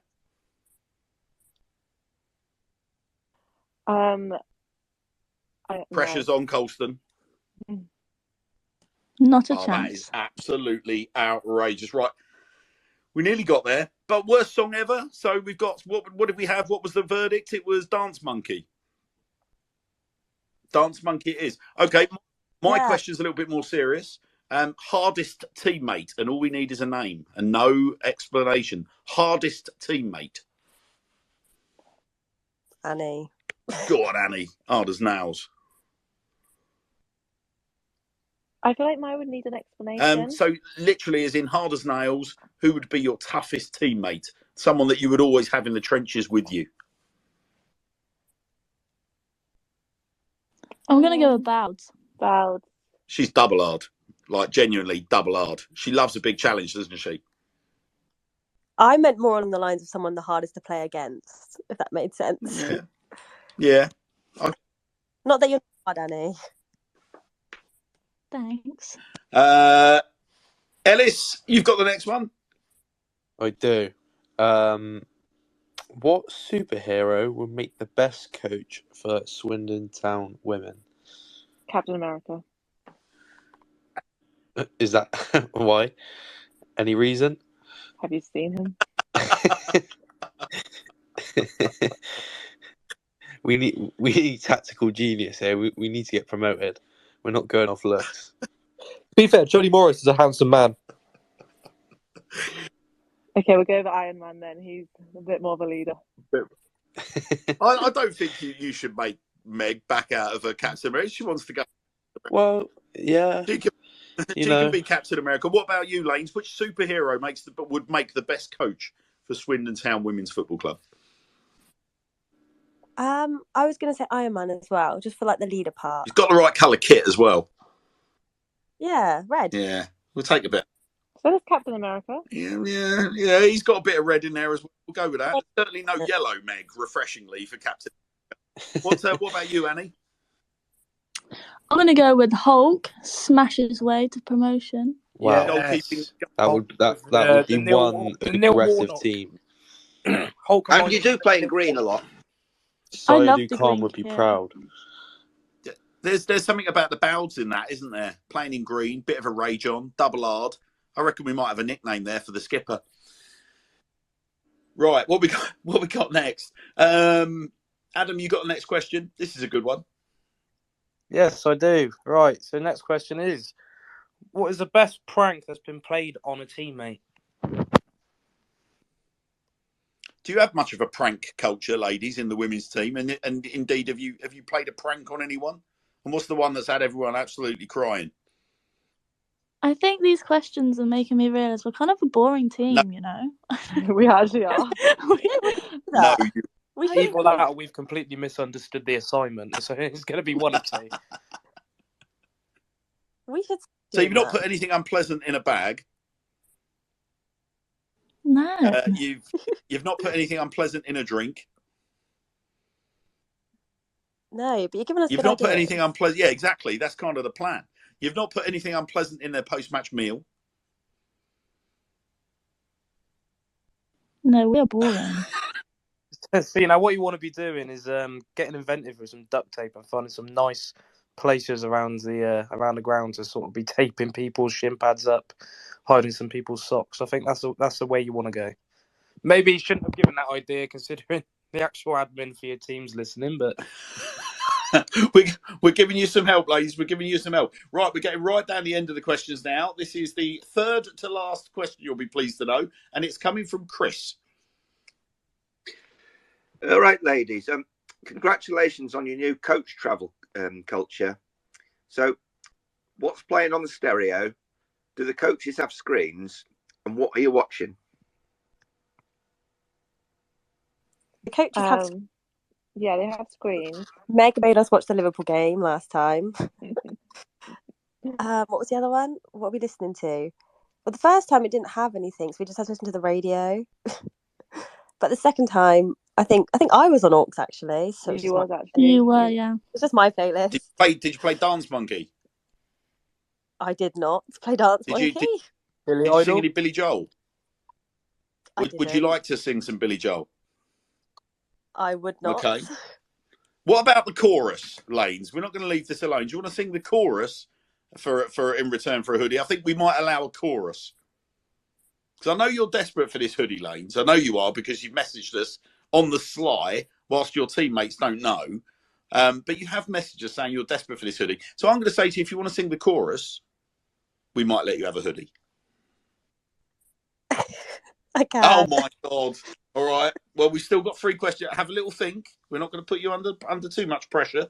So we know then that Lanes is on the Aux, and you're typically watching football when it's on the screen. Joe, you've got the next question. I do indeed. So, who are your biggest and best rivals in brackets hospitality/sportsmanship? So I guess who have we played this season that you have a general disliking for? Have you got a team that you just hate? Maidenhead. Oh, wow. Okay, probably got the game tomorrow. I was going to say, without a shadow of a doubt, Joe, that's a stone bonker. We're at the game tomorrow. No doubt. There's going to be fireworks. Sounds great. All right, then. I've got the final question for you. Meg will be happy because she's got an early rise. Annie, Lane, and Meg, Are you ready? Apart from Swindon Town Football Club, who has the best fans? Exeter have been quite a good fan base, to be fair. They're not nice to us, but they're quite loud. Yeah, them and Bournemouth had quite a lot of fans as well. And Cardiff, they were quite good. They were singing. Yeah, so all the top sides. So surprising, and not surprising because they're right at the top of the table and they're doing really well, aren't they? Plus, they've obviously just, I guess they've just got the they've got the heritage, haven't they? So perhaps unsurprising. Well, listen, ladies, those were your silly questions. We've had sillier, but there was still a good degree of silliness. This would be your last opportunity to sing a song. Would you like to sing one? Go on, Lanes. You've got it, Lanes. This is your fault. You sing. I'm putting it on you, mate. Carry on. All right, we'll give you a pass tonight. You've been absolutely wonderful company. Meg, congrats on your goal again last week, and best of luck tomorrow. Same to you, Lanes, and same to you, Annie. We hopefully will be making it around the M25, and a few of the guys will be making it up the M3 and indeed down the M4 to converge on Maidenhead. So keep an eye out in the crowd for some familiar faces. But obviously, we wish you all the best between now and the end of the season. We know that we're going to hopefully certainly we'll be seeing plenty more of you, Annie and Lanes. Meg, please don't be a stranger. You've been a brilliant sport tonight. Thanks for putting up with the yellow baiting. Yeah, if I'm allowed back, I might you've got an open invite, Meg. You now have absolute iconic cult status. But we're going to need you to tweet. We all will be forgiven if you tweet a picture of your home, and yes, you can obscure the number on the door. Yeah. Oh, Meg Attenborough. She used to play for Oxford, but she's all right now. Thank you. I'll take Thank you so much. We will let you drift off into the night. Thank you. I got an early start. Thank you, guys. bye. Good luck tomorrow. We will be. Thank you. Take care, team. Well, there you are. Meg Attenborough, Helena Diaz-Butcher, and the wonderful Annie Colston. What great company. Good sports, Joe, would you not agree? Yeah, definitely. They're always good laughs, Annie and Lane, so it's nice to speak to Meg as well. Hopefully getting a few more of the girls on throughout the season or throughout the end of the season. They're always class. They're a really good bunch. Personally, I'm a bit disappointed we didn't get a song. But you know what? There's a little bit of stage fright involved, wasn't there? A little bit of stage fright. I noticed that Lanes is still listening in, and she's still got speaker status. So maybe, just maybe, we might be able to tempt her back on while she's sitting there watching Grey's Anatomy. Listen here, Lanes. You've got the mic can be opened at any time, and I think she's moving to the piano. I'm leaving. There she is. There she is. Well, listen, on to other business, my dear panel and my good listener. So, Swindon Town under-18s drew 2-2 with a Garuda Select 11. Garuda, obviously, being the setup from Indonesia, which is absolutely bloody enormous. To put this into perspective for you, and I won't quote figures, but in Indonesia, there is something like 20 times the Man United following of the UK, and they are absolutely football bonkers. Garuda Select 11 was managed by Dennis Wise, who's also an active director over the Lake Como in Italy, and he was assisted by Des Walker. The TV cameras were there, the studios were there, and Lee Hendry was up in the commentary box. So it's a big deal. Like from a TV point of view, this is a big deal. They are, like I say, so football crazy that this idea of a Garuda Select 11 is like kind of prime time TV coverage. And obviously it's a brilliant platform for Swindon Town to be part of. And Flynn Hamilton gave Swindon Town a 1-0 lead, but Garuda pulled it back to 2-1. But thanks to the fleet-footed Josh Keys equalising with pretty much the last kick of the game, there were honours were even, and the general patter from the game seemed to be that it was a really good exercise, really good run out for both teams. Anyone in my panel got any observations at all about the Garuda Select 11? I know that we didn't go. Ellis, this was played at Melksham, wasn't it? So it was just down the road from where you are. Was there much noise about it locally? Well, it was quite a big deal round there. Sort of it was on the local news. Melksham doesn't really get mentioned much in the news, and we were on BBC Points West, which is a big deal. But we've all been on that, haven't we? Great to think I got my profile picture from. We don't play around when it comes to your news, mate. This is Tom Broadbent, lad. We're old pros when it comes to the local news, Ellis. Well, there you go. Melksham is as famous as the Tom Broadbent. Now, more importantly, Ellis, was Dennis Wise or Des Walker seen in in your local boozer? Not that I know of. That you haven't got much choice around there. So not that I know of, but he well could have been partying late in the night. Well, maybe they were partying on the streets of Melksham. Right, well, we'll move ahead because we've got well done to the under-18s, and lovely bit of profile for Swindon. Obviously, it's an annual fixture, something that we're going to see more of moving forward. But someone that we're hoping to see a bit more of moving forward eventually is Swindon Town's first loanee assistant head coach. So Ed Brand. Finally, there was much speculation about his absence from the touchline. There's rumours about Ed Brand being active behind the scenes, coaching the team. It's not been substantiated either way. And then there was an announcement from the club this week that Ed Brand is indeed going to be Jody Morris's assistant at the club, but in a rather unusual appointment. He's going to be appointed as a loan coach. You know, we've had plenty of loan legends in the past pulling on the boots and getting out on the pitch. But this is a first for us, guys, isn't it? Our first time Swindon Town have had an assistant manager who's on loan from Chelsea. But if you think about it, I don't know why so many people were kind of up in arms. Yeah, I don't know whether it's something I'm really comfortable with. And like I said, we're going to talk about this and kick it around a little bit. But if you'd loan a player and not have any exceptions with that, why would you not be happy loaning a very talented but potentially a little bit inexperienced coach that is on the same kind of development curve? Like, what are your thoughts, my wonderful panel? I'm quite happy with it, personally. Looking at it, so it was a bit of a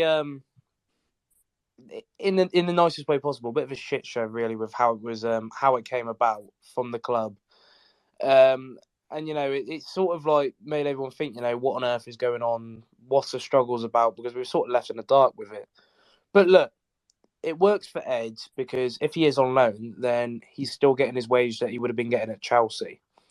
And, you know, we've now got this loan period now with him behind Jody where if it doesn't work out, we haven't had to make that commitment and the financial sort of... We're not going to feel the financial backlash of it as much as if we were to bring him in fully and then, you know, things not work out and then we're sort of stuck in a rut there. I think this idea of him being loaned in is a good test to sort of see what he can do and what him and Jody do alongside each other.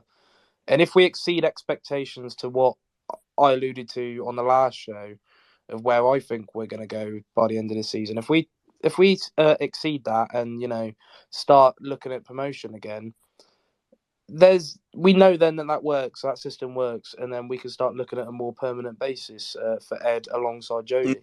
I think it's one of those things as well, like this loaning out or secondments of coaches to the EFL, it's not anything new to Chelsea. It's something they do. The guy, his name evades me, but there's a lad at Wimbledon. I think one of their 23s coaches went to Wimbledon and he went originally on a secondment before going in on a permanent after a few months. So it's almost like they're sending out their coaches. They don't want to lose their coaches because obviously Ed Brand, as the under-18s coach at Chelsea, is highly thought of. He's won a lot of stuff for their academy and helped produce some of the best players in Europe. They don't want to let him go on a personal level to a club that he's ultimately going to be earning less money. But, you know, we're not talking about money here, we're talking about football experience. If they let him go and then within 6 weeks he's sacked, that's a feckless move for him. So it's a case of they let him go on secondment for 6 months. After that 6 months, he really likes it. The club's doing well. The club want him. And then Chelsea can let them go without having the risk of him losing his job and, you know, having a really short sort of tenure at his new club. Here's a question for you, though, Joe, right? Does it need to be... I mean, so take, for example... Okay, there's a few strands to what I'm about to say. Okay, so John Harley's just been appointed as assistant head coach to John Massinio down in Portsmouth. There's no mention of that being a loan, and John Harley's really well thought of at Portsmouth, at Chelsea, and John Harley's gone down to be part of the mix, to be, you know, to essentially be Massinio's assistant, right? Yep. Does it to me, my first reaction was it kind of feels a little bit tin pot that while, for example, so when we appointed Glenn Hoddle as manager of Swindon Town, when Chelsea came called, he was on Chelsea's books as a trialist and he was getting himself fit. And the plan was, it looked like he was going to end up playing for Chelsea. And bearing in mind, he ended up turning out for Chelsea sort of 3-4 years later in the Premier League. In his late 30s, he obviously still had plenty in the tank, but nonetheless, he took the job, came to Swindon. But there's always been lots of talk about there being this gentleman's agreement that when Chelsea were in a position where they wanted Glenn Hoddle to come back to the club, that he would come back to the club. Now, whether or not that's true, we'll never know, because I don't think anyone's ever really come out and kind of confirmed that. But do we need to even announce that Ed Brand is coming here on secondment or on loan? Was that just purely because, do we feel, this was dragging on a little bit and it needed to be explained? Could the club just not have kept its counsel, told us just, look, sorry guys, bide your time? Mate, 100%. It's one of those ones where we knew that Ed Brown was coming in as an assistant coach when Jody was announced, or Jody was close to being announced. When it came to his first game, he had Gav Gunning and Steve Mildenhall on the bench with him, and Ed Brown's nowhere to be seen. He's walking around the side of the pitch with Sandro at Newport. And then the next game came, and same situation. The next game comes, same situation. That's where the questions are raised, because ultimately Jody spoke about Ed in his first press conference. It was well known that he was at the club in that capacity, but he's not been seen. So that's where the confusion comes from. I think if he came in straight away with Jody, he probably doesn't get announced. Like I can't tell you who was Phil Brown's assistant. Was it Danny Wilson's assistant? Was it Peter? What's his name? Peter Shirtliff. Yeah, but he didn't get an announcement, did he? Or who was Richie Wellens' first assistant? Because that changed. It wasn't Noel Hunt and Tommy Wright, was it? His first one. So if it had happened straight away, if he was in through the door and on the touchline first game, Ed Brand isn't even mentioned. But the situation about that, because obviously we had the club statement last week, but still we're waiting on EFL approval. So why is this taking so long? My personal opinion on it, I think, is as you mentioned with obviously Pompey grabbing one of the Chelsea coaches. I think where they've managed to get that deal through, with that being permanent, I think, in Chelsea's point of view, they've already lost one good coach. And do they want to go and bang another one out on a permanent basis, or can they loan him out, have him get some experience, and then just sort of see what happens with, what's happening at Pompey, whether that falls through or, they have success.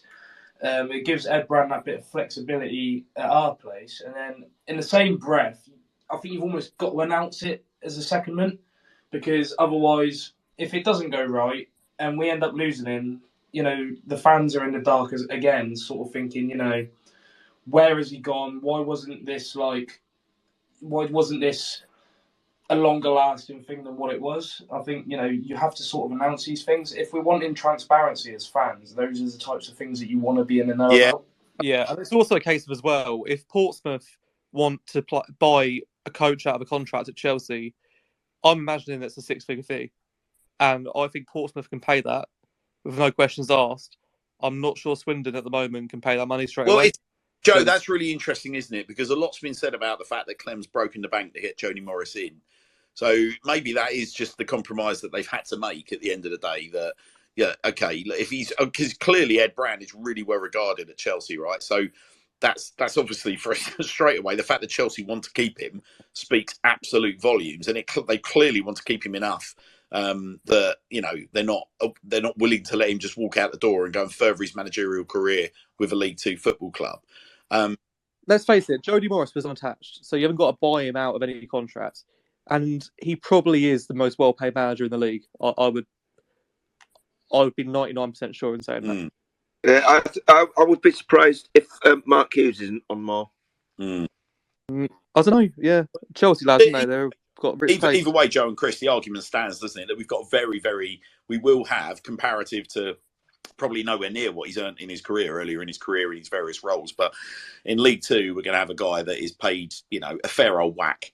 So the idea of getting, his assistant in on a slightly more I think it's more because it's like anything. Everyone's afraid. It's a human reaction, isn't it? Humans are typically afraid of change or sceptical of change, and none more so than a Swindon Town fan base that's had 30-odd years of absolute kick after kick, straight square in the goalies. Matt's I was going to say that this thing could actually just be a very wise accounting move as well, isn't it? Like you say, when we're getting the best coach on a deal that works for both clubs. I've also me and Hannah's. I've just remembered this conversation with someone. We were also explained in a way that Jody came in, and a part of his negotiations, he wanted Ed Brand, and he wanted Ed Brand only, and there was no other alternative.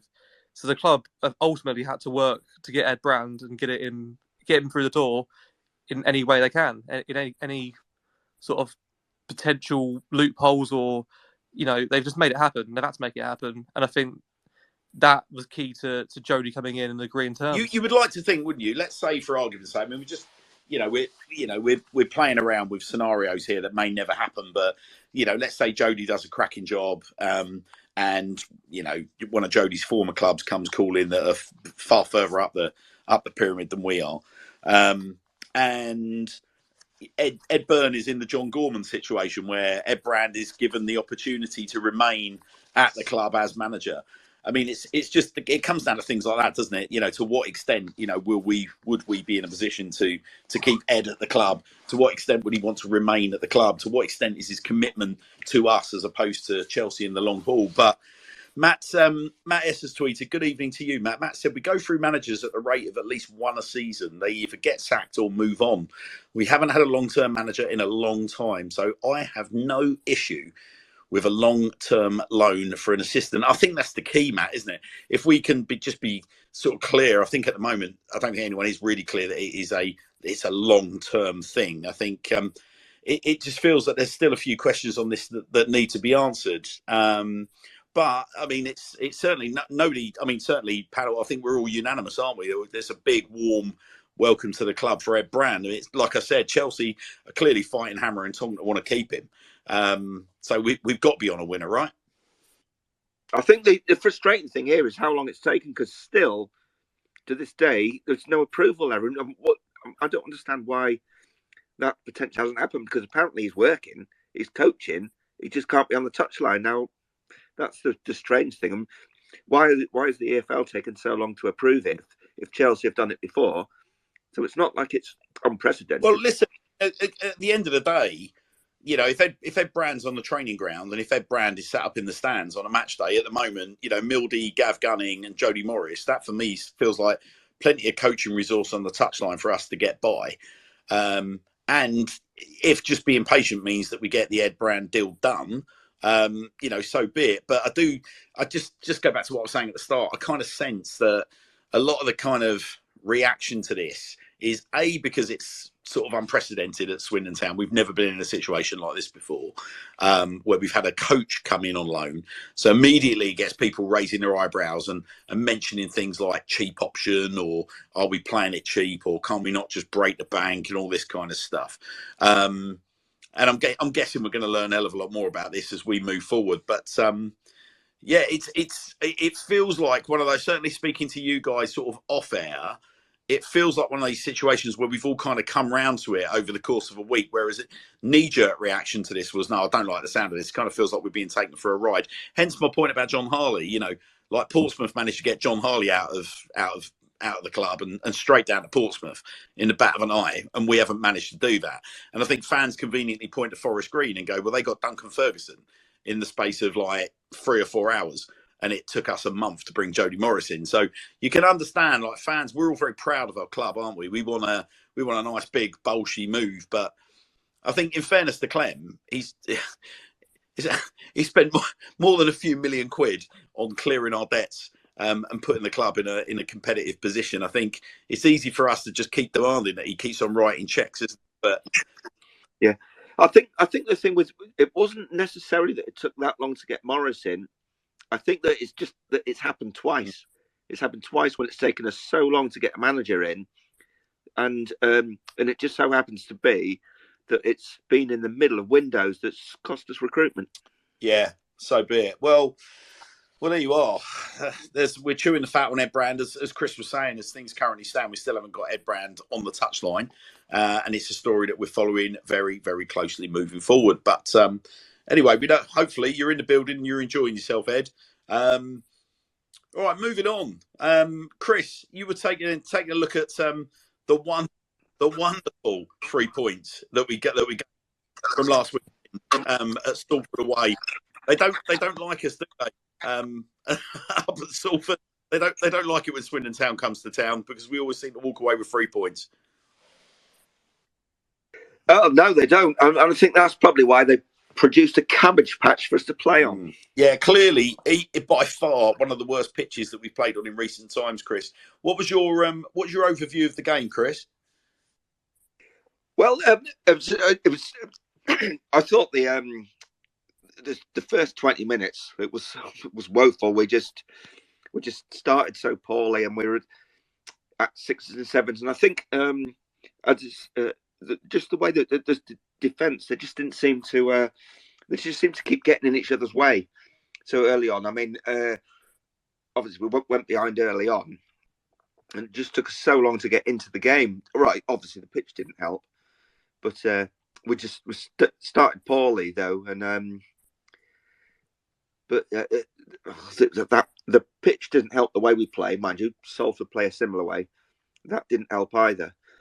But it took us a while to get in there. But then once we start getting in there, and it was, I mean, we were down the other end, so it was tough to actually see the goal. But from where we were, we thought it was just a howler from the keeper. Because completely down the other end, you can't see what Wakeland did down there. Anyone down our end said, "Oh, it was a great goal." It's lying because you can't see it from that end. But when we watched it back, like on the clip, you just saw it was there, and then you've got the debate whether he meant it. I'm leaning into the thing that I actually think he did. Great cross, but I'm actually thinking he actually did mean to just get just the slightest touch on and flick it in, because I don't think he was trying to play that to Austin. I thought, look there, it was just he meant it. He definitely meant it. I spoke to Jake the day after, and he basically told me to piss off. And I asked him if he meant it or not, and I'm taking that as, of course, I meant it. Yeah, very. I mean, listen, as far as I'm concerned, you could tell from his body shape it was a deliberate movement to get the ball towards goal. So the other thing I'd like to say, obviously, about that game is late there was an incident like down. I mean, I was slightly on the right of where our fans were, so it was the other side where the initial tackle on Blake Tracy happened, and he looked to be struggling then, so he battled on till half time and came out 5 minutes later. But when he went off and we changed formation, and we looked so much better with a 4 at the back, and Darcy comes on. Darcy's frustrating for me as well, because I just think his best games are when he comes off the bench. He just has more intensity, more directness than when he starts. I wonder, Chris, how much of that is psychological, So, I mean, if you're Ronan Darcy, you know that you're really tricky on the ball. You know, like, if you do what you do best, you know what you've got in your locker. To psychologically to come on against tired opposition, I don't know. Listen, it's a totally different standard that I played at, clearly. But the psychology was still the same. You'd often talk about skillful players coming off the bench against tired legs and things like that. There were a lot of tired legs out there, Chris, weren't there? I mean, that pitch really took a toll on both teams. And yeah, as you say, when Ronan came on, I mean, his influence was significant. The way that he drove goalwards, I think, was most exciting. He might have defended. It was, and also I would like to say is that, like, after that goal, second half, and particularly when he pulled out, was almost playing as a left winger, the confidence that Wakeland showed just from that goal was great. And I do prefer to see him actually on driving forward on that left than rather on the right. I thought Wakeland, second half was very good. I think we'll see Jake on a run now. Like we've said for the last month, he's really, really needed a goal. And it was kind of like one of those like proud dad moments watching the game. Like it was a great goal as well. Like probably, maybe goal of the season. Genuinely, I think he meant it. I think it's an amazing. You know finish. what else he's needed, Joe? What else he's needed is, quite frankly, he's needed Charlie Austin alongside him, or a Charlie Austin style player alongside him. He's needed that experience. He's needed that leadership. I'm sure. You imagine the impact Charlie's had to him on the training ground as well.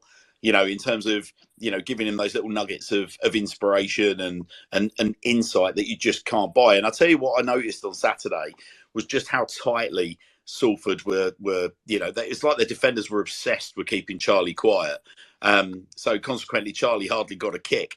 But obviously, he occupied defenders to such an extent that he was creating space for other people.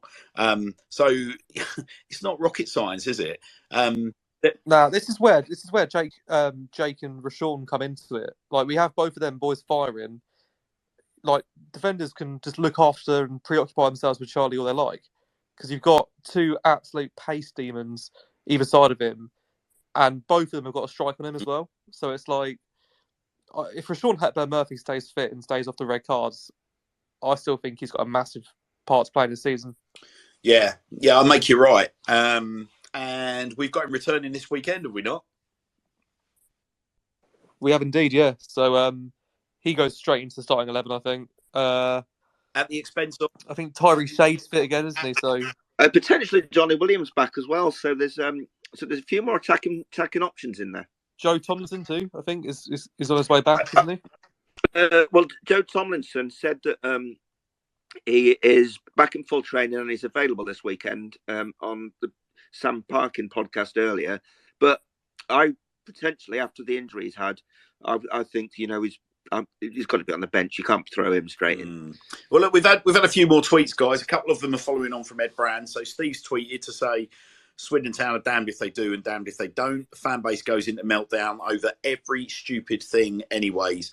To our point earlier about, you know, whether because of the time delays, our fan base were kind of quite clearly getting a little bit twitchy. And Steve's clearly picking up on the fact that, you know, they kind of had to make an announcement to keep everyone happy. Then they make an announcement and it doesn't keep anyone happy, even though we've got a very talented coach through the door. So I'll take your point, Steve, and thank you for that. And John's tweeted as well to say, Ed Brand won't be the only person out on loan from Chelsea to maybe Swindon and others. I think it works for both parties. If Chelsea are paying a larger percentage of the wage, why would a League Two club not take these people? Indeed, John, I think it's just... Yeah, spot on. The winds of change are blowing, aren't they, through football? And I mean, such is the, you know, I mean, how many players that are part of the kind of, for want of a better word, you know, whether it be academies or backup players, call them what you will, they have so many performance professionals on the books that I'm sure it just makes sense for these guys to go and get an opportunity away from that Chelsea environment, because it'll help them be more rounded. And Jason's tweeted as well in relation to what we've just been talking about, Ronan Darcy. Jason's tweeted, evening, Jason. Jason says, when you come off the bench, regardless of how many minutes are left, you go to show the coach what you can do and give him a headache for the next game's selection, which kind of leads us nicely into the next segment of the show. But just before we get there, we were just going to touch on, obviously, the breakthrough news today in relation to what's happened at Salford. Is what's happened with Saidu Khan. So clearly sort of shocked most people, I think, certainly of a Swindon Town persuasion, that Saidu Khan was subject of a disciplinary charge that was announced a couple of days back now. And he was given until today to respond to the charges of violent conduct, where it appears that he's lashed out at the Salford midfielder.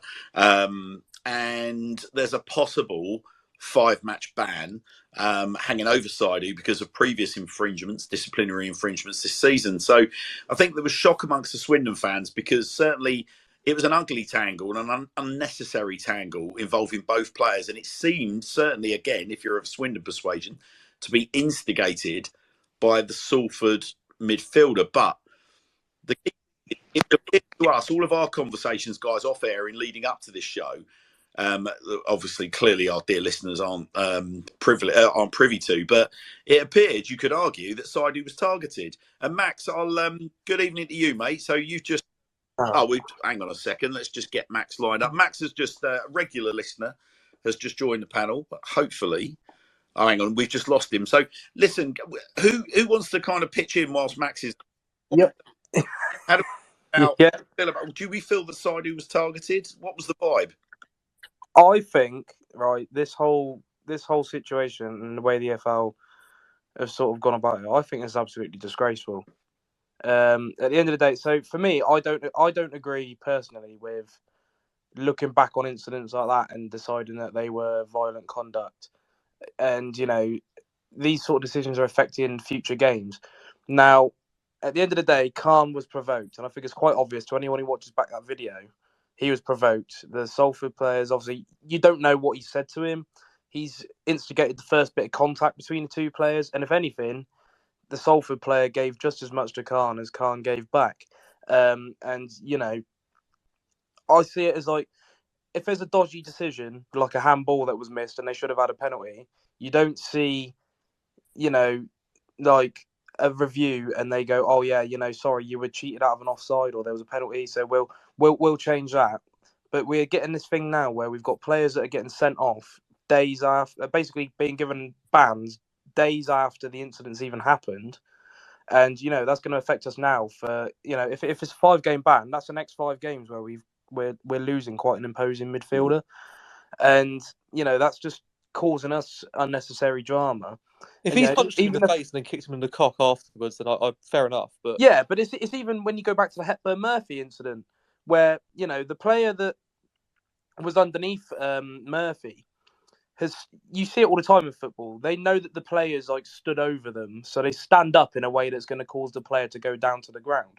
And you don't know how awkwardly Murphy could have landed. He could have really hurt himself. And I get the frustration. And when he shot up, it was a Newport player that's actually pushed him first, and then he's pushed back in retaliation, and we've had to deal with the side effects of that, and it's happened again with Khan.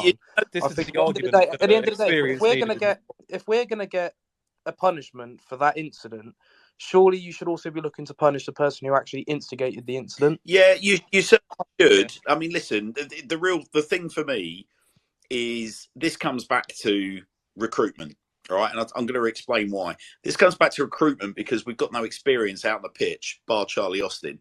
So when that little bit of needle kicks off, you'll notice the yellow card, for example, that Romeo Hutton got, where he's just kind of standing there looking sort of a bit dumbfounded as this is all kicking off in the middle of the pitch, whilst the referee is standing there staring at another incident and preparing himself to book Romeo Hutton for time wasted.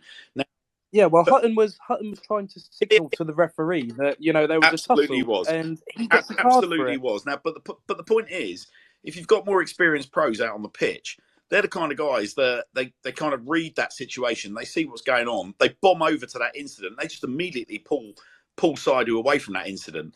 Because if you saw that went on for the best part of about 30 seconds. There was loads of pulling and pushing, and the ball's gone back into play. The ball's gone back towards our own box, and they're still going at it. And the incident that then led, I would imagine, Saidu to getting this violent conduct charge is where you actually see Saidu raising his hands and putting them up near Lunt's face. And that's then led to Hunt and all the Lunt and all the theatrics afterwards, where he's rubbing his gums and showing the referee a bloody face and all this kind of stuff. But if you look at the replay from the angle the camera's at, it doesn't look that great on Saidu. It kind of does look like, well, hang on a minute, it's bubbling and it's bubbling and bubbling, a little bit of push and shove, and suddenly the hands go up near his face. As soon as that happens, much like RHM, it's straight off. Like it's a. But then you talk about our recruitment being a driving factor for the fact that wasn't separated. Yeah. Salford's squad is not as young and inexperienced as ours, and yet none of their players were content with maybe trying to split it up a bit as well. So I think it works both sides. Khan, unfortunately, is a player who's just come up from the National League. This is his first season in professional football, and in the National League, you probably get away with little incidences like that. I'm not interested, Adam. No, I think the thing here... Sorry, Chris, bear with me. For a start, I'm a Swindon Town fan. I'm not a Salford fan. I don't give a monkey's what their squad makeup is. My honestly held belief is if Ben Gladwin's on the pitch when that happens, that red card doesn't happen. And to an extent, whether you like him as a player or not, I think if Angus MacDonald's on the pitch and that incident kicks off or is bubbling over, that incident doesn't happen. They don't even... I can see that. Don't necessarily have to go and intervene, but it's just about pulling the referee's attention to it. I think the problem that you've got is that the incident's bubbling and bubbling and bubbling. It was a bit like Romeo Hutton standing there. It's like, well, hang on, if I point the referee in that direction, I could get one of my own teammates sent off. So again, they're sort of stuck in between a rock and a hard place. But having played in teams that have got lots of kind of football know-how and football nous, it's those kind of incidents that are better managed when you've got experience on the pitch.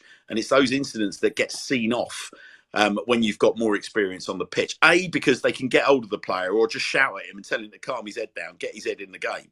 Because if you're shouting at Saidu Khan, I mean, we've all met Saidu on numerous occasions. He's one of the most level-headed, gentle individuals as a human being. And he's the kind of guy, and just imagine you just scream across the pitch at him like, Saidu, like, don't let us down. Like, get your head back in the game. You can just imagine him snapping into it. But you can only really say that to Saidu if you're an experienced pro. Imagine it's very, very hard, for George McEachran or a Jake Kane to have that kind of impact on him. Ben Gladwin shouts at him, and this is the problem. You can't rely on Charlie to do all of this stuff. So it's an interesting debate. That's why I link this all the way back to a squad that has been unfortunately bereft of its experience. The other thing to mention here as well is it's been this way for 20, 30 years in the game. It's always the reaction that gets punished, not the instigation. Generally, the reaction gets a red card, the instigation gets a yellow. It's always been that way. But our discipline all through this season has been poor, even to last season. Didn't we had 2 players sent off after the final whistle last year. So with the discipline in the club for a couple of years has been a problem. And we need to really sort that out. I mean, eight red cards this season, potentially with this one, 9. Do you know what? I'll put this back to you guys as a panel of people here. How much do you feel the kind of inconsistency in refereeing that we see, rightly or wrongly? Because I find it excruciatingly irritating. Even like being as objective as I can, taking off my rose-tinted or my red-tinted glasses. A little tip of my hat to a Swindon boy there, Louis. We're thinking of you, buddy. But thinking about it, the referees' performances in itself, they're so ridiculously inconsistent that must drive our players absolutely insane. The standard of refereeing in the EFL is absolutely fucking horrendous. Like, it's beyond a joke. The worst one was actually after the season was in League One. I think it was Accrington when they scored a goal, didn't they? And then there was a handball in the lead up to the goal before the ball went into the net. So the ref gives a penalty, rules the goal out, and then the goalkeeper saves a penalty, and then they lose the game. Like, just give me any sort of logic in that. Like, genuinely, I'm bereft of any sort of confidence in any of the EFL referees. Since I've been watching Swindon, the referees have always been abysmal. Not even just from Swindon's perspective. You see it all the time. The amount of times, getting more involved in football Twitter in the last season, seeing all the other teams in the EFL, specifically League One and League Two, where there's so many incidences where you just look at it and you think, how have you come to that decision on this incident, or how has this been let go? How has that been given when it shouldn't have been? You can even look back to our second leg of the playoffs when there was the most blatant handball in the history of football, Maradona-esque, and the linesman hasn't even spotted it, and it was on her side of the pitch. It is horrendous, but I suppose the only saving grace is that genuinely it's not just us. Every team in the EFL has to deal with these absolute piss-poor referees. Well, it's these $10 refs, isn't it, at the end of the day? The EFL doesn't want to throw money at the officials like you would get in the Premier League. These aren't full-time referees. These are people who have a day job. And, you just see it all the time, and without fail, it's just the inconsistency. But you can't comment on it. And, the players can't mention anything because, of the fear of something going against you. Not like it's going to go in your favour anyway with these. You can't even go and pour a protein shake on their clothes these days. Well, he didn't even pour a protein shake. Yeah, did he? I'm joking. I think it was dregs. It was all. Oh. I saw the lower league looking. It just reminded me of the story.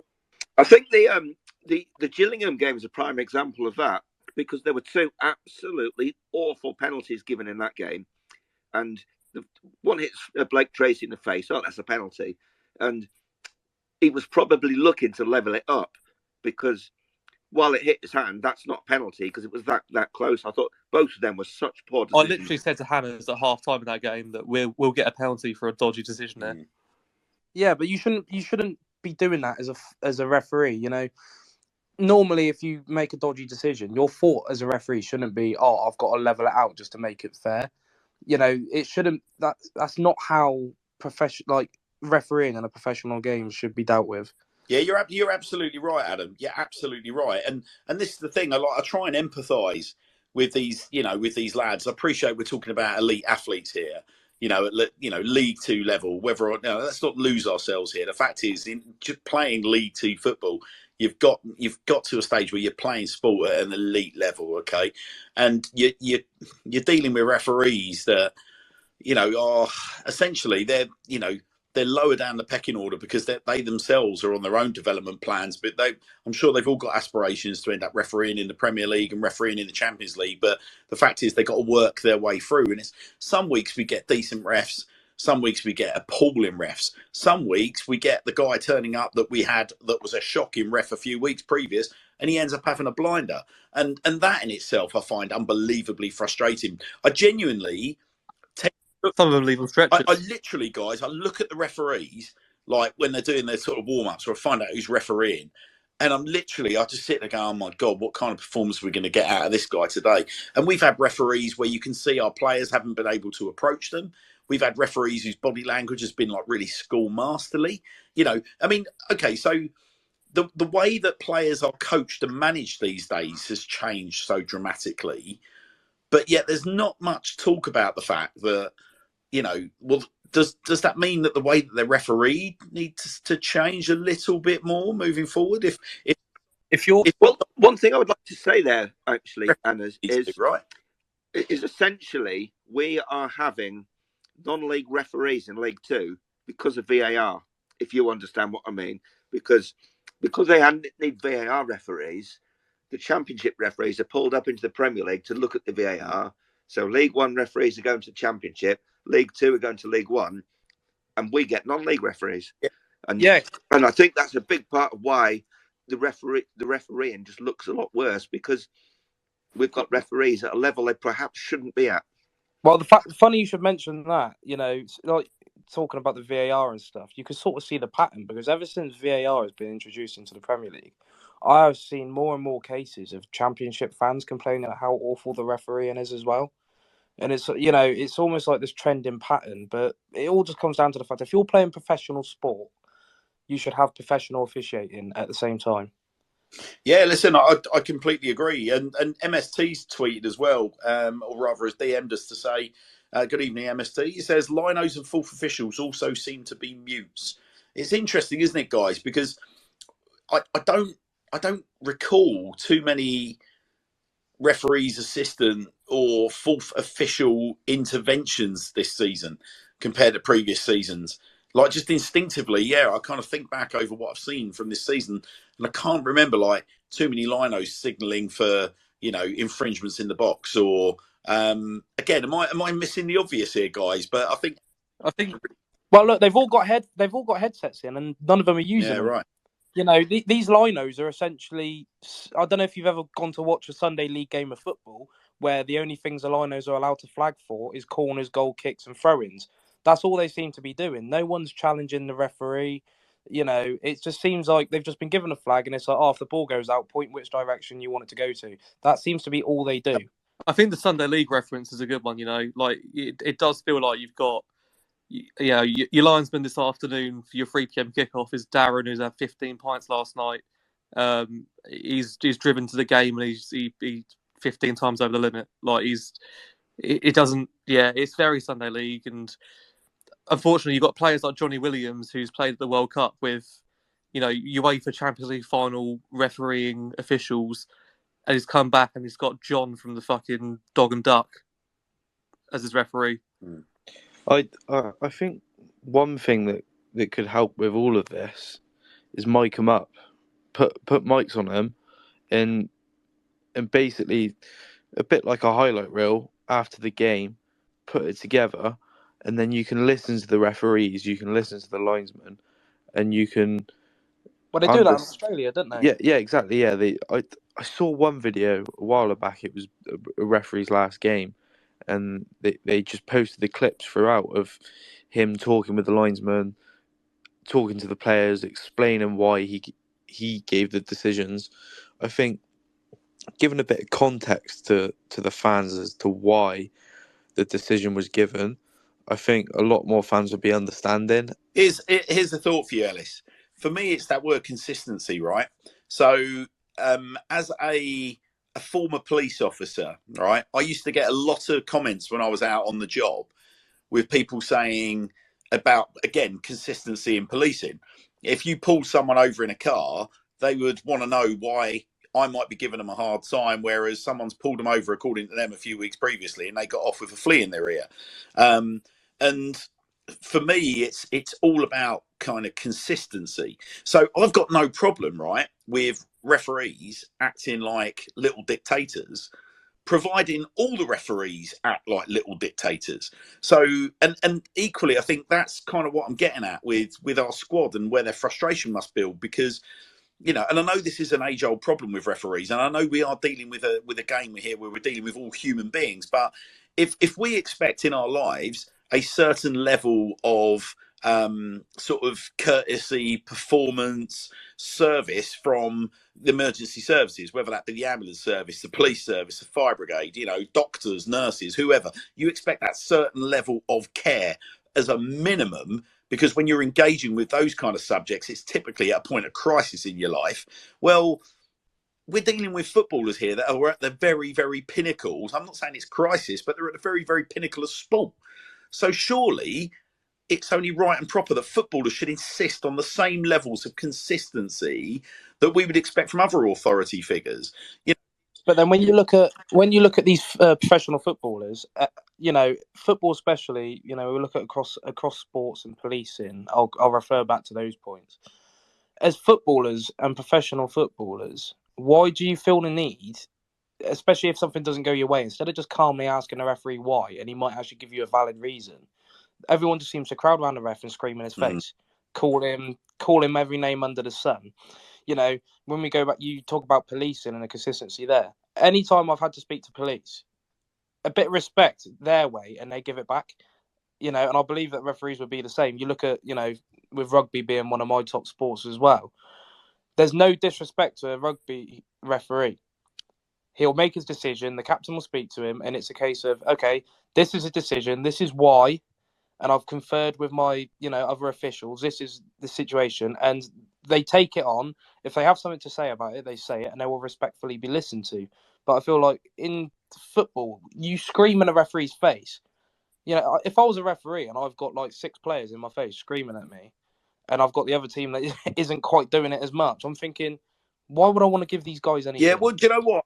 Considering the way they're... Referees were consistent, though. If they were consistent and got things right, and they said calmly to the players, I've confirmed with my linesman and fourth official that this is the correct decision, and consistently they were getting decisions right, they probably would get that respect from players. Yeah, I think if you're a referee, can you imagine trying to get a word in edgeways with 6 players screaming in your face? But listen, I really believe that footballers, I mean, it'd be an interesting one I'd love to get some of our, you know, opinions from our squad, and it's something that we'll work on moving forward. But I mean, we've had conversations with our squad about inconsistencies and things like that. I'm not going to mention names and betray any confidences here, but that word constantly comes up. I'll be honest, I genuinely believe that footballers wouldn't have such a beef with some of these officials and some of these decisions, even if they were wrong, as long as they were just consistent with their attitudes, with their body language, with their limits of communication.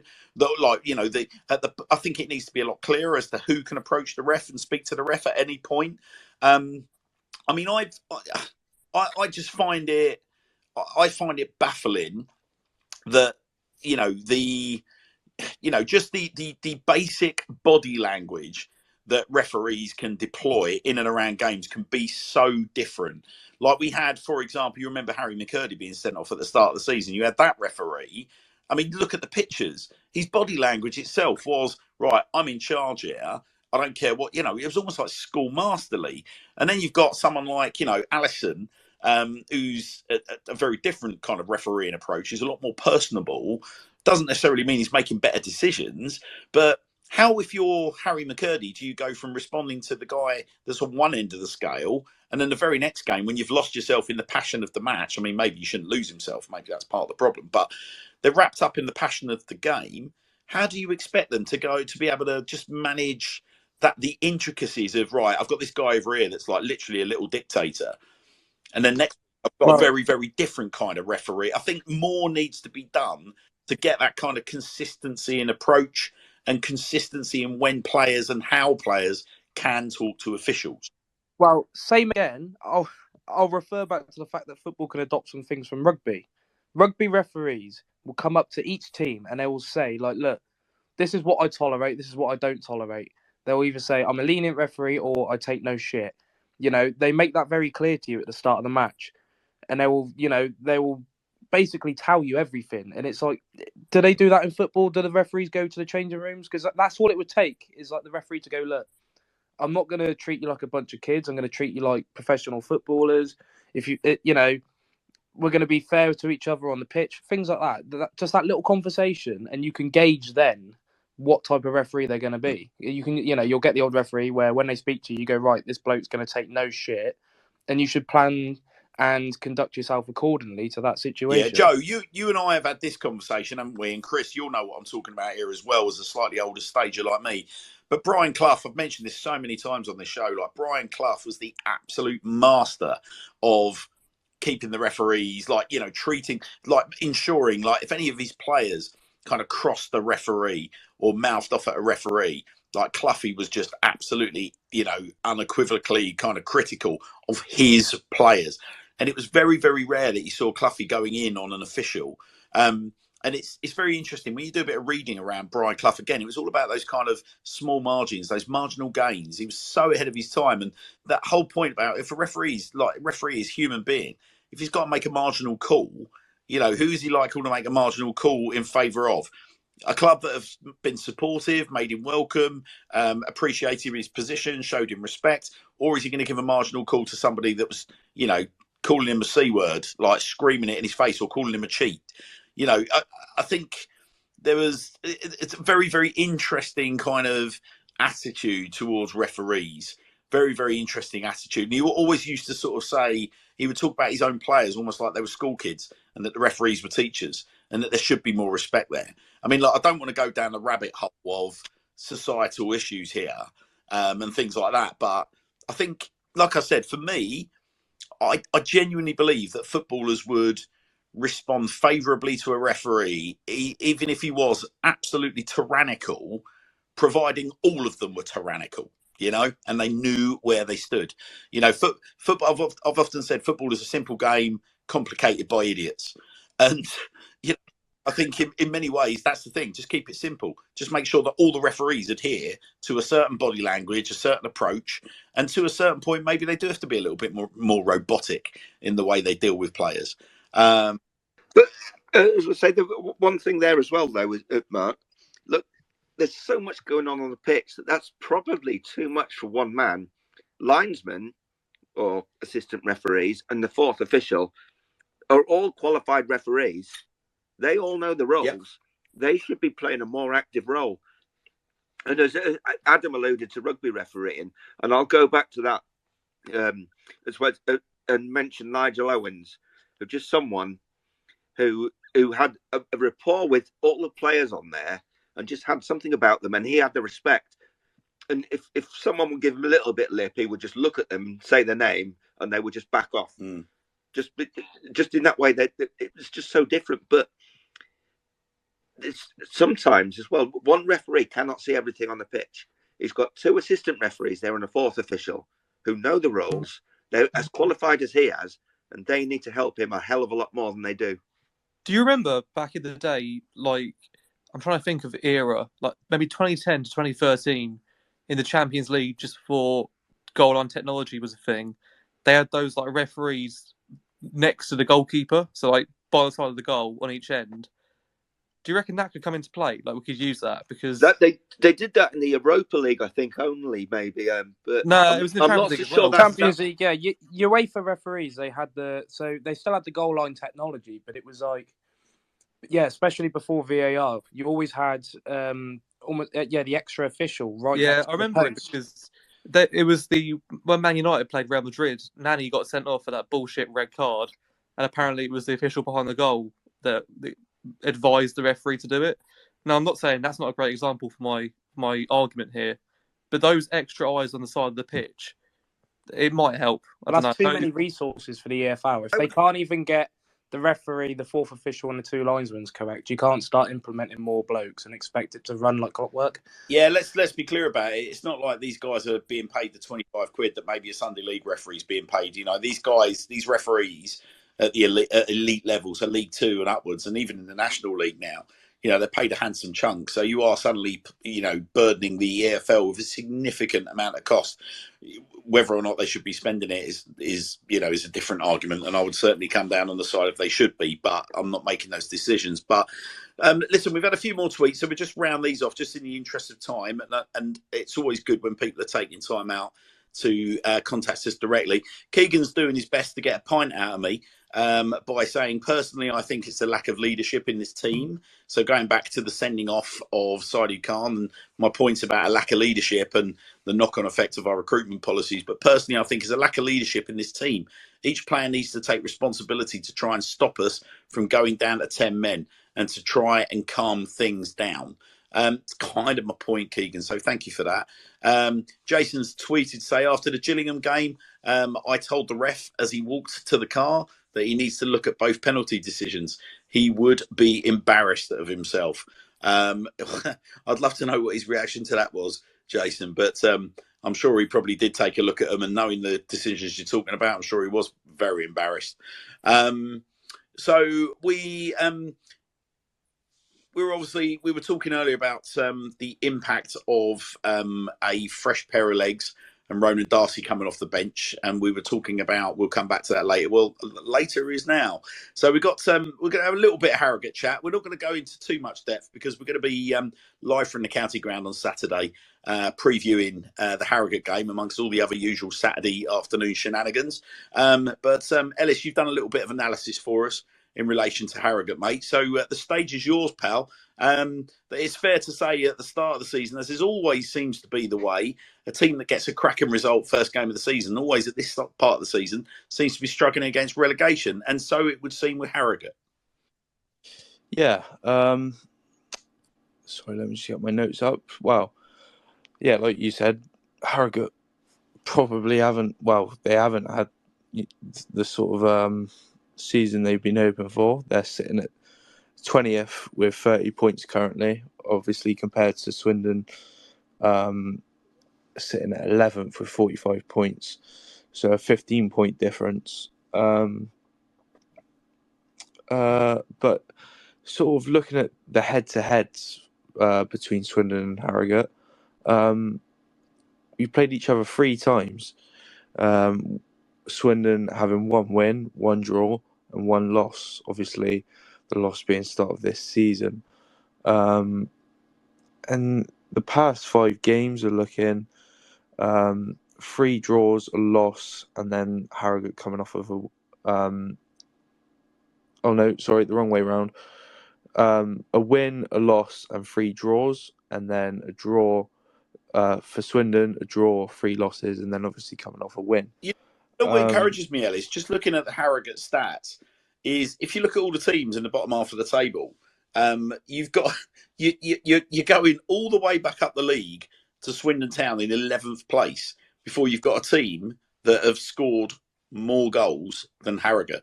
So Harrogate have played 31, have hit 37 goals. Obviously, they've got a problem defending because they've conceded 47 in comparison to Swindon Town conceding 35. So clearly they've been leaking a bit, but they know where the back of the net is, don't they? Yeah, 100%.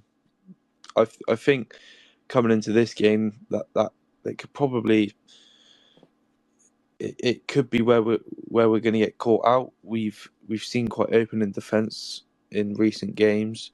Obviously, Clayton's recently come back from injury. He's slowly sort of easing himself back into the game. Obviously, Blake Tracy went off with an injury, against Salford. Not sure how long that will be. Does anyone know the length on that? No, I'm hoping that there'll be more that comes out the presser, I would imagine, because obviously it's key, isn't it? Yeah. So obviously he's a big player, one of our best players this season. So yeah, obviously them attacking is going to probably end up causing a few issues for us. But we've had a few games under Morris now. I think we saw a much better sort of performance against Salford. Bear in mind, Salford are a decent side, and they're playing well this season.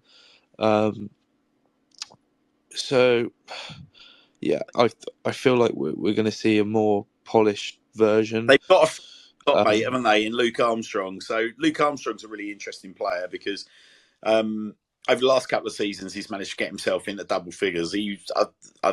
When he was at Hartlepool, so he was a Salford player on loan at Hartlepool, and he was almost like a goal every other game. At Harrogate, he's not been as prolific, but he's in double figures so far this season. Yeah, and he's if not. I mean, listen, I'm saying this with more and more conviction as the season's gone on. At the start of the season, I was a lot more kind of fearful and respectful of any opposition that we're playing, but we kind of had this conversation about Doncaster on Saturday, didn't we, Ellis? Like we shouldn't be kind of looking at players that have got 10 goals this season and quaking in the boots, but it just seems a little bit ironic when we're looking at our top scorer. It's Johnny Wood. Yeah, exactly. Yeah. So it's a bit like, well, you I guess what I'm trying to say is ignore Luke Armstrong at your peril. Yeah. Look, I feel like we sort of say this every week, Hannah's, but we should be beating Harrogate. We really should. They're 20th. Joe, what does it say to you? I'll go to the panel. If we like Harrogate, like you, I'm guessing you agree, right, with Ellis, because all of us should really be saying, well, like, we've got to be beating them.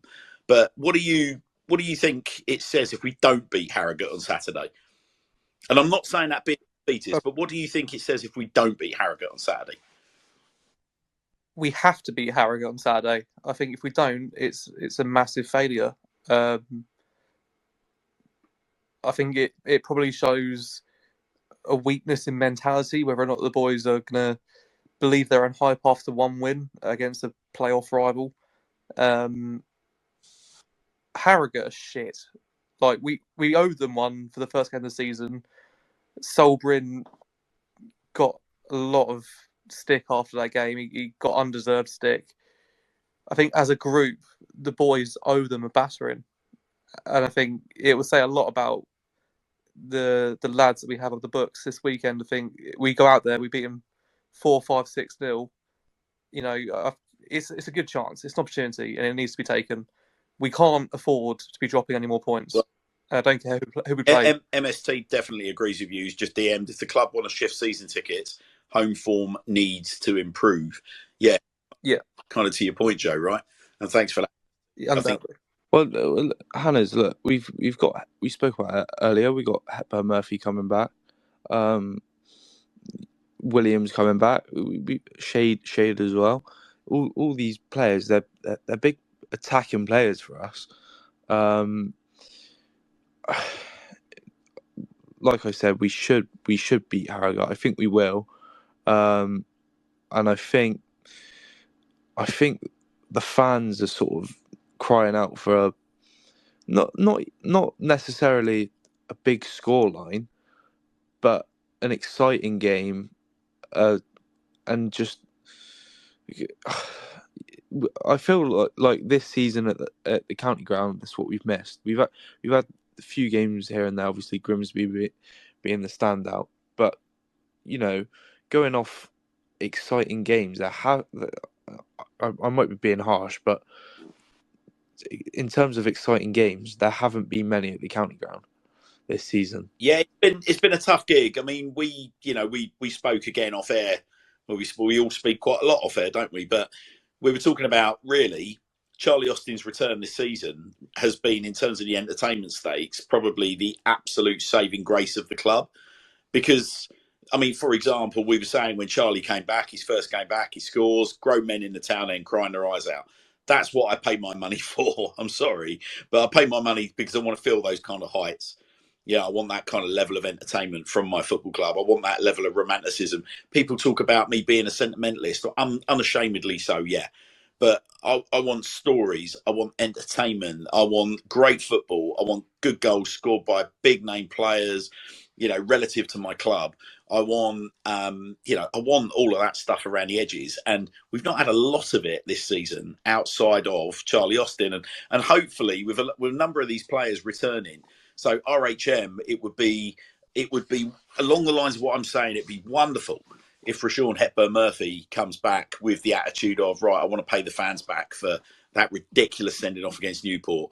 And then RHM goes and bangs a couple of goals and it's fist pumping at the town end at the final whistle. That's what I want to see.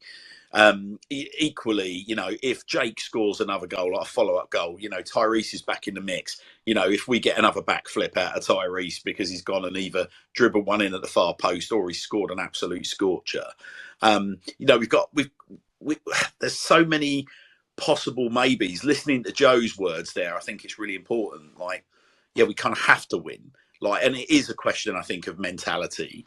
And obviously on Saturday, talk about if we have to win. So we've got a game in hand over Sutton. If we win our game in hand over Sutton, we leapfrog them anyway, and we will go up. Naturally, we should be hopping up to ninth position. But if we get a handsome win on Saturday against Harrogate, 3 or 4 goals or more, and Bradford, Sutton, Doncaster all struggle, then potentially we're back up to 8th with a game in hand. So, I mean, you're bang on, Joe, aren't you? It really is. We said at the Doncaster show last week, we're actually in a run as kind of 6-pointers. And even though they're right down the bottom of the table, this feels like a 6-pointer, doesn't it? Yeah. Do you know what? I wouldn't... I don't think I'm at the point now where I'm saying every game's a 6-pointer. I think every game at the minute's a 4-pointer. It's a win, but it's a little bit more than the win. We've still got, 14 games left of the season, whether it is... A lot can change. We can get in playoffs. We can also finish 16th. But we're 2 season, aren't we? We're in exactly the same spot, it feels like, as we were last season when many of us were writing off the season. Yeah, 100%. Last season's living proof that, it's not over. We just need the boys to believe in that. It probably would have been helpful if we had a few more players from the camp last year who'd experienced that. Obviously, we've got Johnny and Ellis, and hopefully they can relay that message. And you've got players like Charlie, who's not going to just sit down and be comfortable having his tummy tickled. He's going to want to go out there and win games of football and get us promoted. Every game is important. I'm not at 6-pointers just yet. I'll go for 4-pointers. But we need to win every game. Yeah. Well, hopefully we're going to see the return of Joe Tomlinson, because I think you mentioned it earlier, Joe. You certainly alluded to it, that he's made comments to Sam Parkin on the BBC podcast that he's fit and he's raring to go. Obviously, there were photos that the club put out earlier this week and last week of Joe on the pitch at the county ground with his training gear on, big smile on his face, and he was on the show as well, wasn't he? He was on our show, not that long ago, talking about the fact that he wasn't a million miles off. So it, fingers crossed, will be another emotional return, Joe Tomlinson. So listen, like I said, we're not going to take too much of a deep dive because a lot of Ellis's work, we've kind of want to keep the powder dry for Saturday's show. But I'll take a prediction from you and goal scorers, please, panel. So, Joe, let's kick off with you. I'm going to go 3-0. And I'm going to go Austin 1, Wakeling 2. Nice. 3-0, Austin and Wakeling getting a brace. How about you, Chris? I don't think it'll be quite that easy. Harrogate's form, it's been battling rather than inspiring. And they had an inspiring, just inspiring. I think it was 0-0 last night with Grimsby, but they defended well. and we're not really creating massive amounts of chances. So I just think we might sneak it 2-1, and I'll say Austin and a first goal for Hepburn Murphy off the bench. I'll take that. How about you, Ellen? How are you feeling? I'm feeling fairly positive. Again, I think we're going to see a much more polished Jody Morris side, more pressing football. I think Hepburn Murphy's going to change the whole dynamic if he's fit. I think we're going to keep a clean sheet? No. But I think we're going to score a fair few. I'm going either 3-1 or 4-1. I'll go 3-1. Hepburn Murphy hat trick. I'll take that. See, I was looking at I was kind of the impression that I think Harrogate have probably got a goal or two in them, but we're just going to outscore them. I just think we've got enough in forward areas to cause them all kinds of problems at our place. I always guard against teams like Harrogate coming to the county ground and it being like a cup final for them. So I've kind of got that in mind, but I'm erring on the side of I think the Jody Morris revolution is going to start picking up pace this weekend. I do think that the guys will treat it, our guys will treat it as an absolute must win.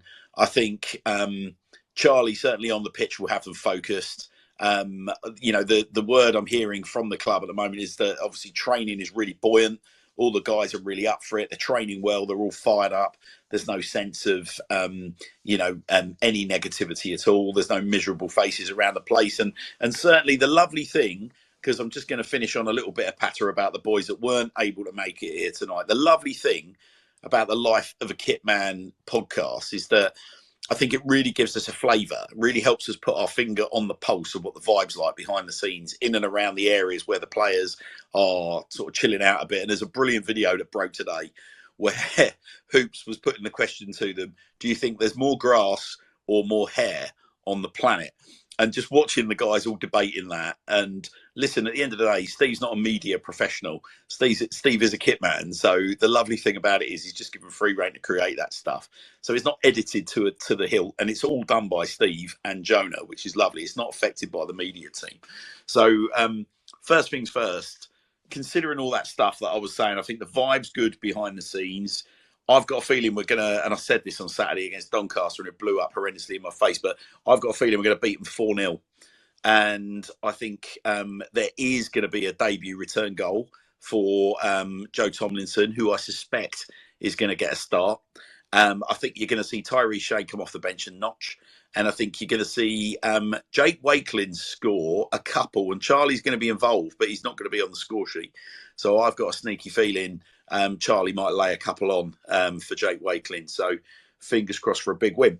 But I've just mentioned the boys, and I'm gutted they couldn't make it on tonight. Hoops and Jonah, for those of you that joined the show late, massive apologies from Hoops and Jonah, who are stranded on a side road in Avebury, having collided with a log and split the fuel tank of Hoops' car wide open. So Hoops, as we currently speak, is still waiting for the RAC with a 4-hour wait time to come and rescue him and his car.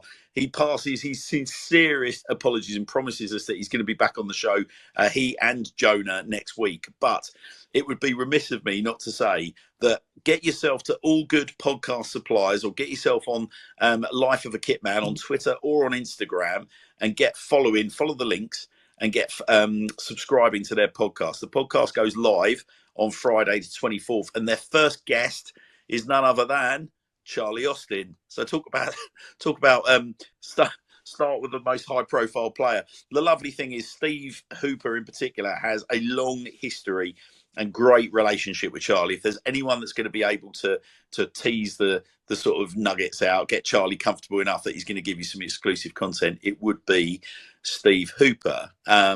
So get yourself set up on the podcast, all good podcast platforms. So whether that be your iTunes, your Spotify, whatever that might be, get yourself on there, get yourself subscribing, and yeah, enjoy their content. Like I said, I think we're in quite a unique position in having the kit men that we've got, because no one else is quite performing the dual duties of the practicalities of being a kitman, and keeping the morale high amongst the boys, and providing the vibes, but also providing us with some brilliant content as well. So hats off to you, lads. I'm sure you're listening in, if not now, further down the line. But listen, that's us. That is us for the night. As I say, we're back at the County Ground on Saturday. The show will be kicking off from the Legends Lounge live from about 12:30. So we hope to be starting as bang on 12:30 as we can. The only caveat, of course, will be travel. We've all got quite long journeys, so bear with us. We're at the mercies of the motorway, but the plan is always to get the show up and running for about 12:30, where we'll be doing a deep dive into Harrogate at home. We'll have some special guests lined up as per usual, and lots of opportunities to win some lovely stuff. My thanks tonight to Adam, to Joe, to Chris, to Ellis, my brilliant panelists as always, to Annie, Helena and Meg from Swindon Town Women's Football Club, and thank you to STWFC for providing us access as always to your wonderful players, and allowing them to be such brilliant sports. Yeah, I mean, listen, we are an independent Swindon Town fan Twitter space, and as such, our views do not represent those of Swindon Town Football Club or indeed Sir Tom Broadbent himself. We really, really look forward to having your ears again on Saturday. For those of you that are tuned into the live show, thank you very much to the likes of Jason, to MST, to Keegan, to Steve, all the guys that have been tweeting in throughout the show. Thank you ever so much for joining in and being part of it all. Take care of yourselves, guys. We'll catch up with you very soon. Come on, you Reds.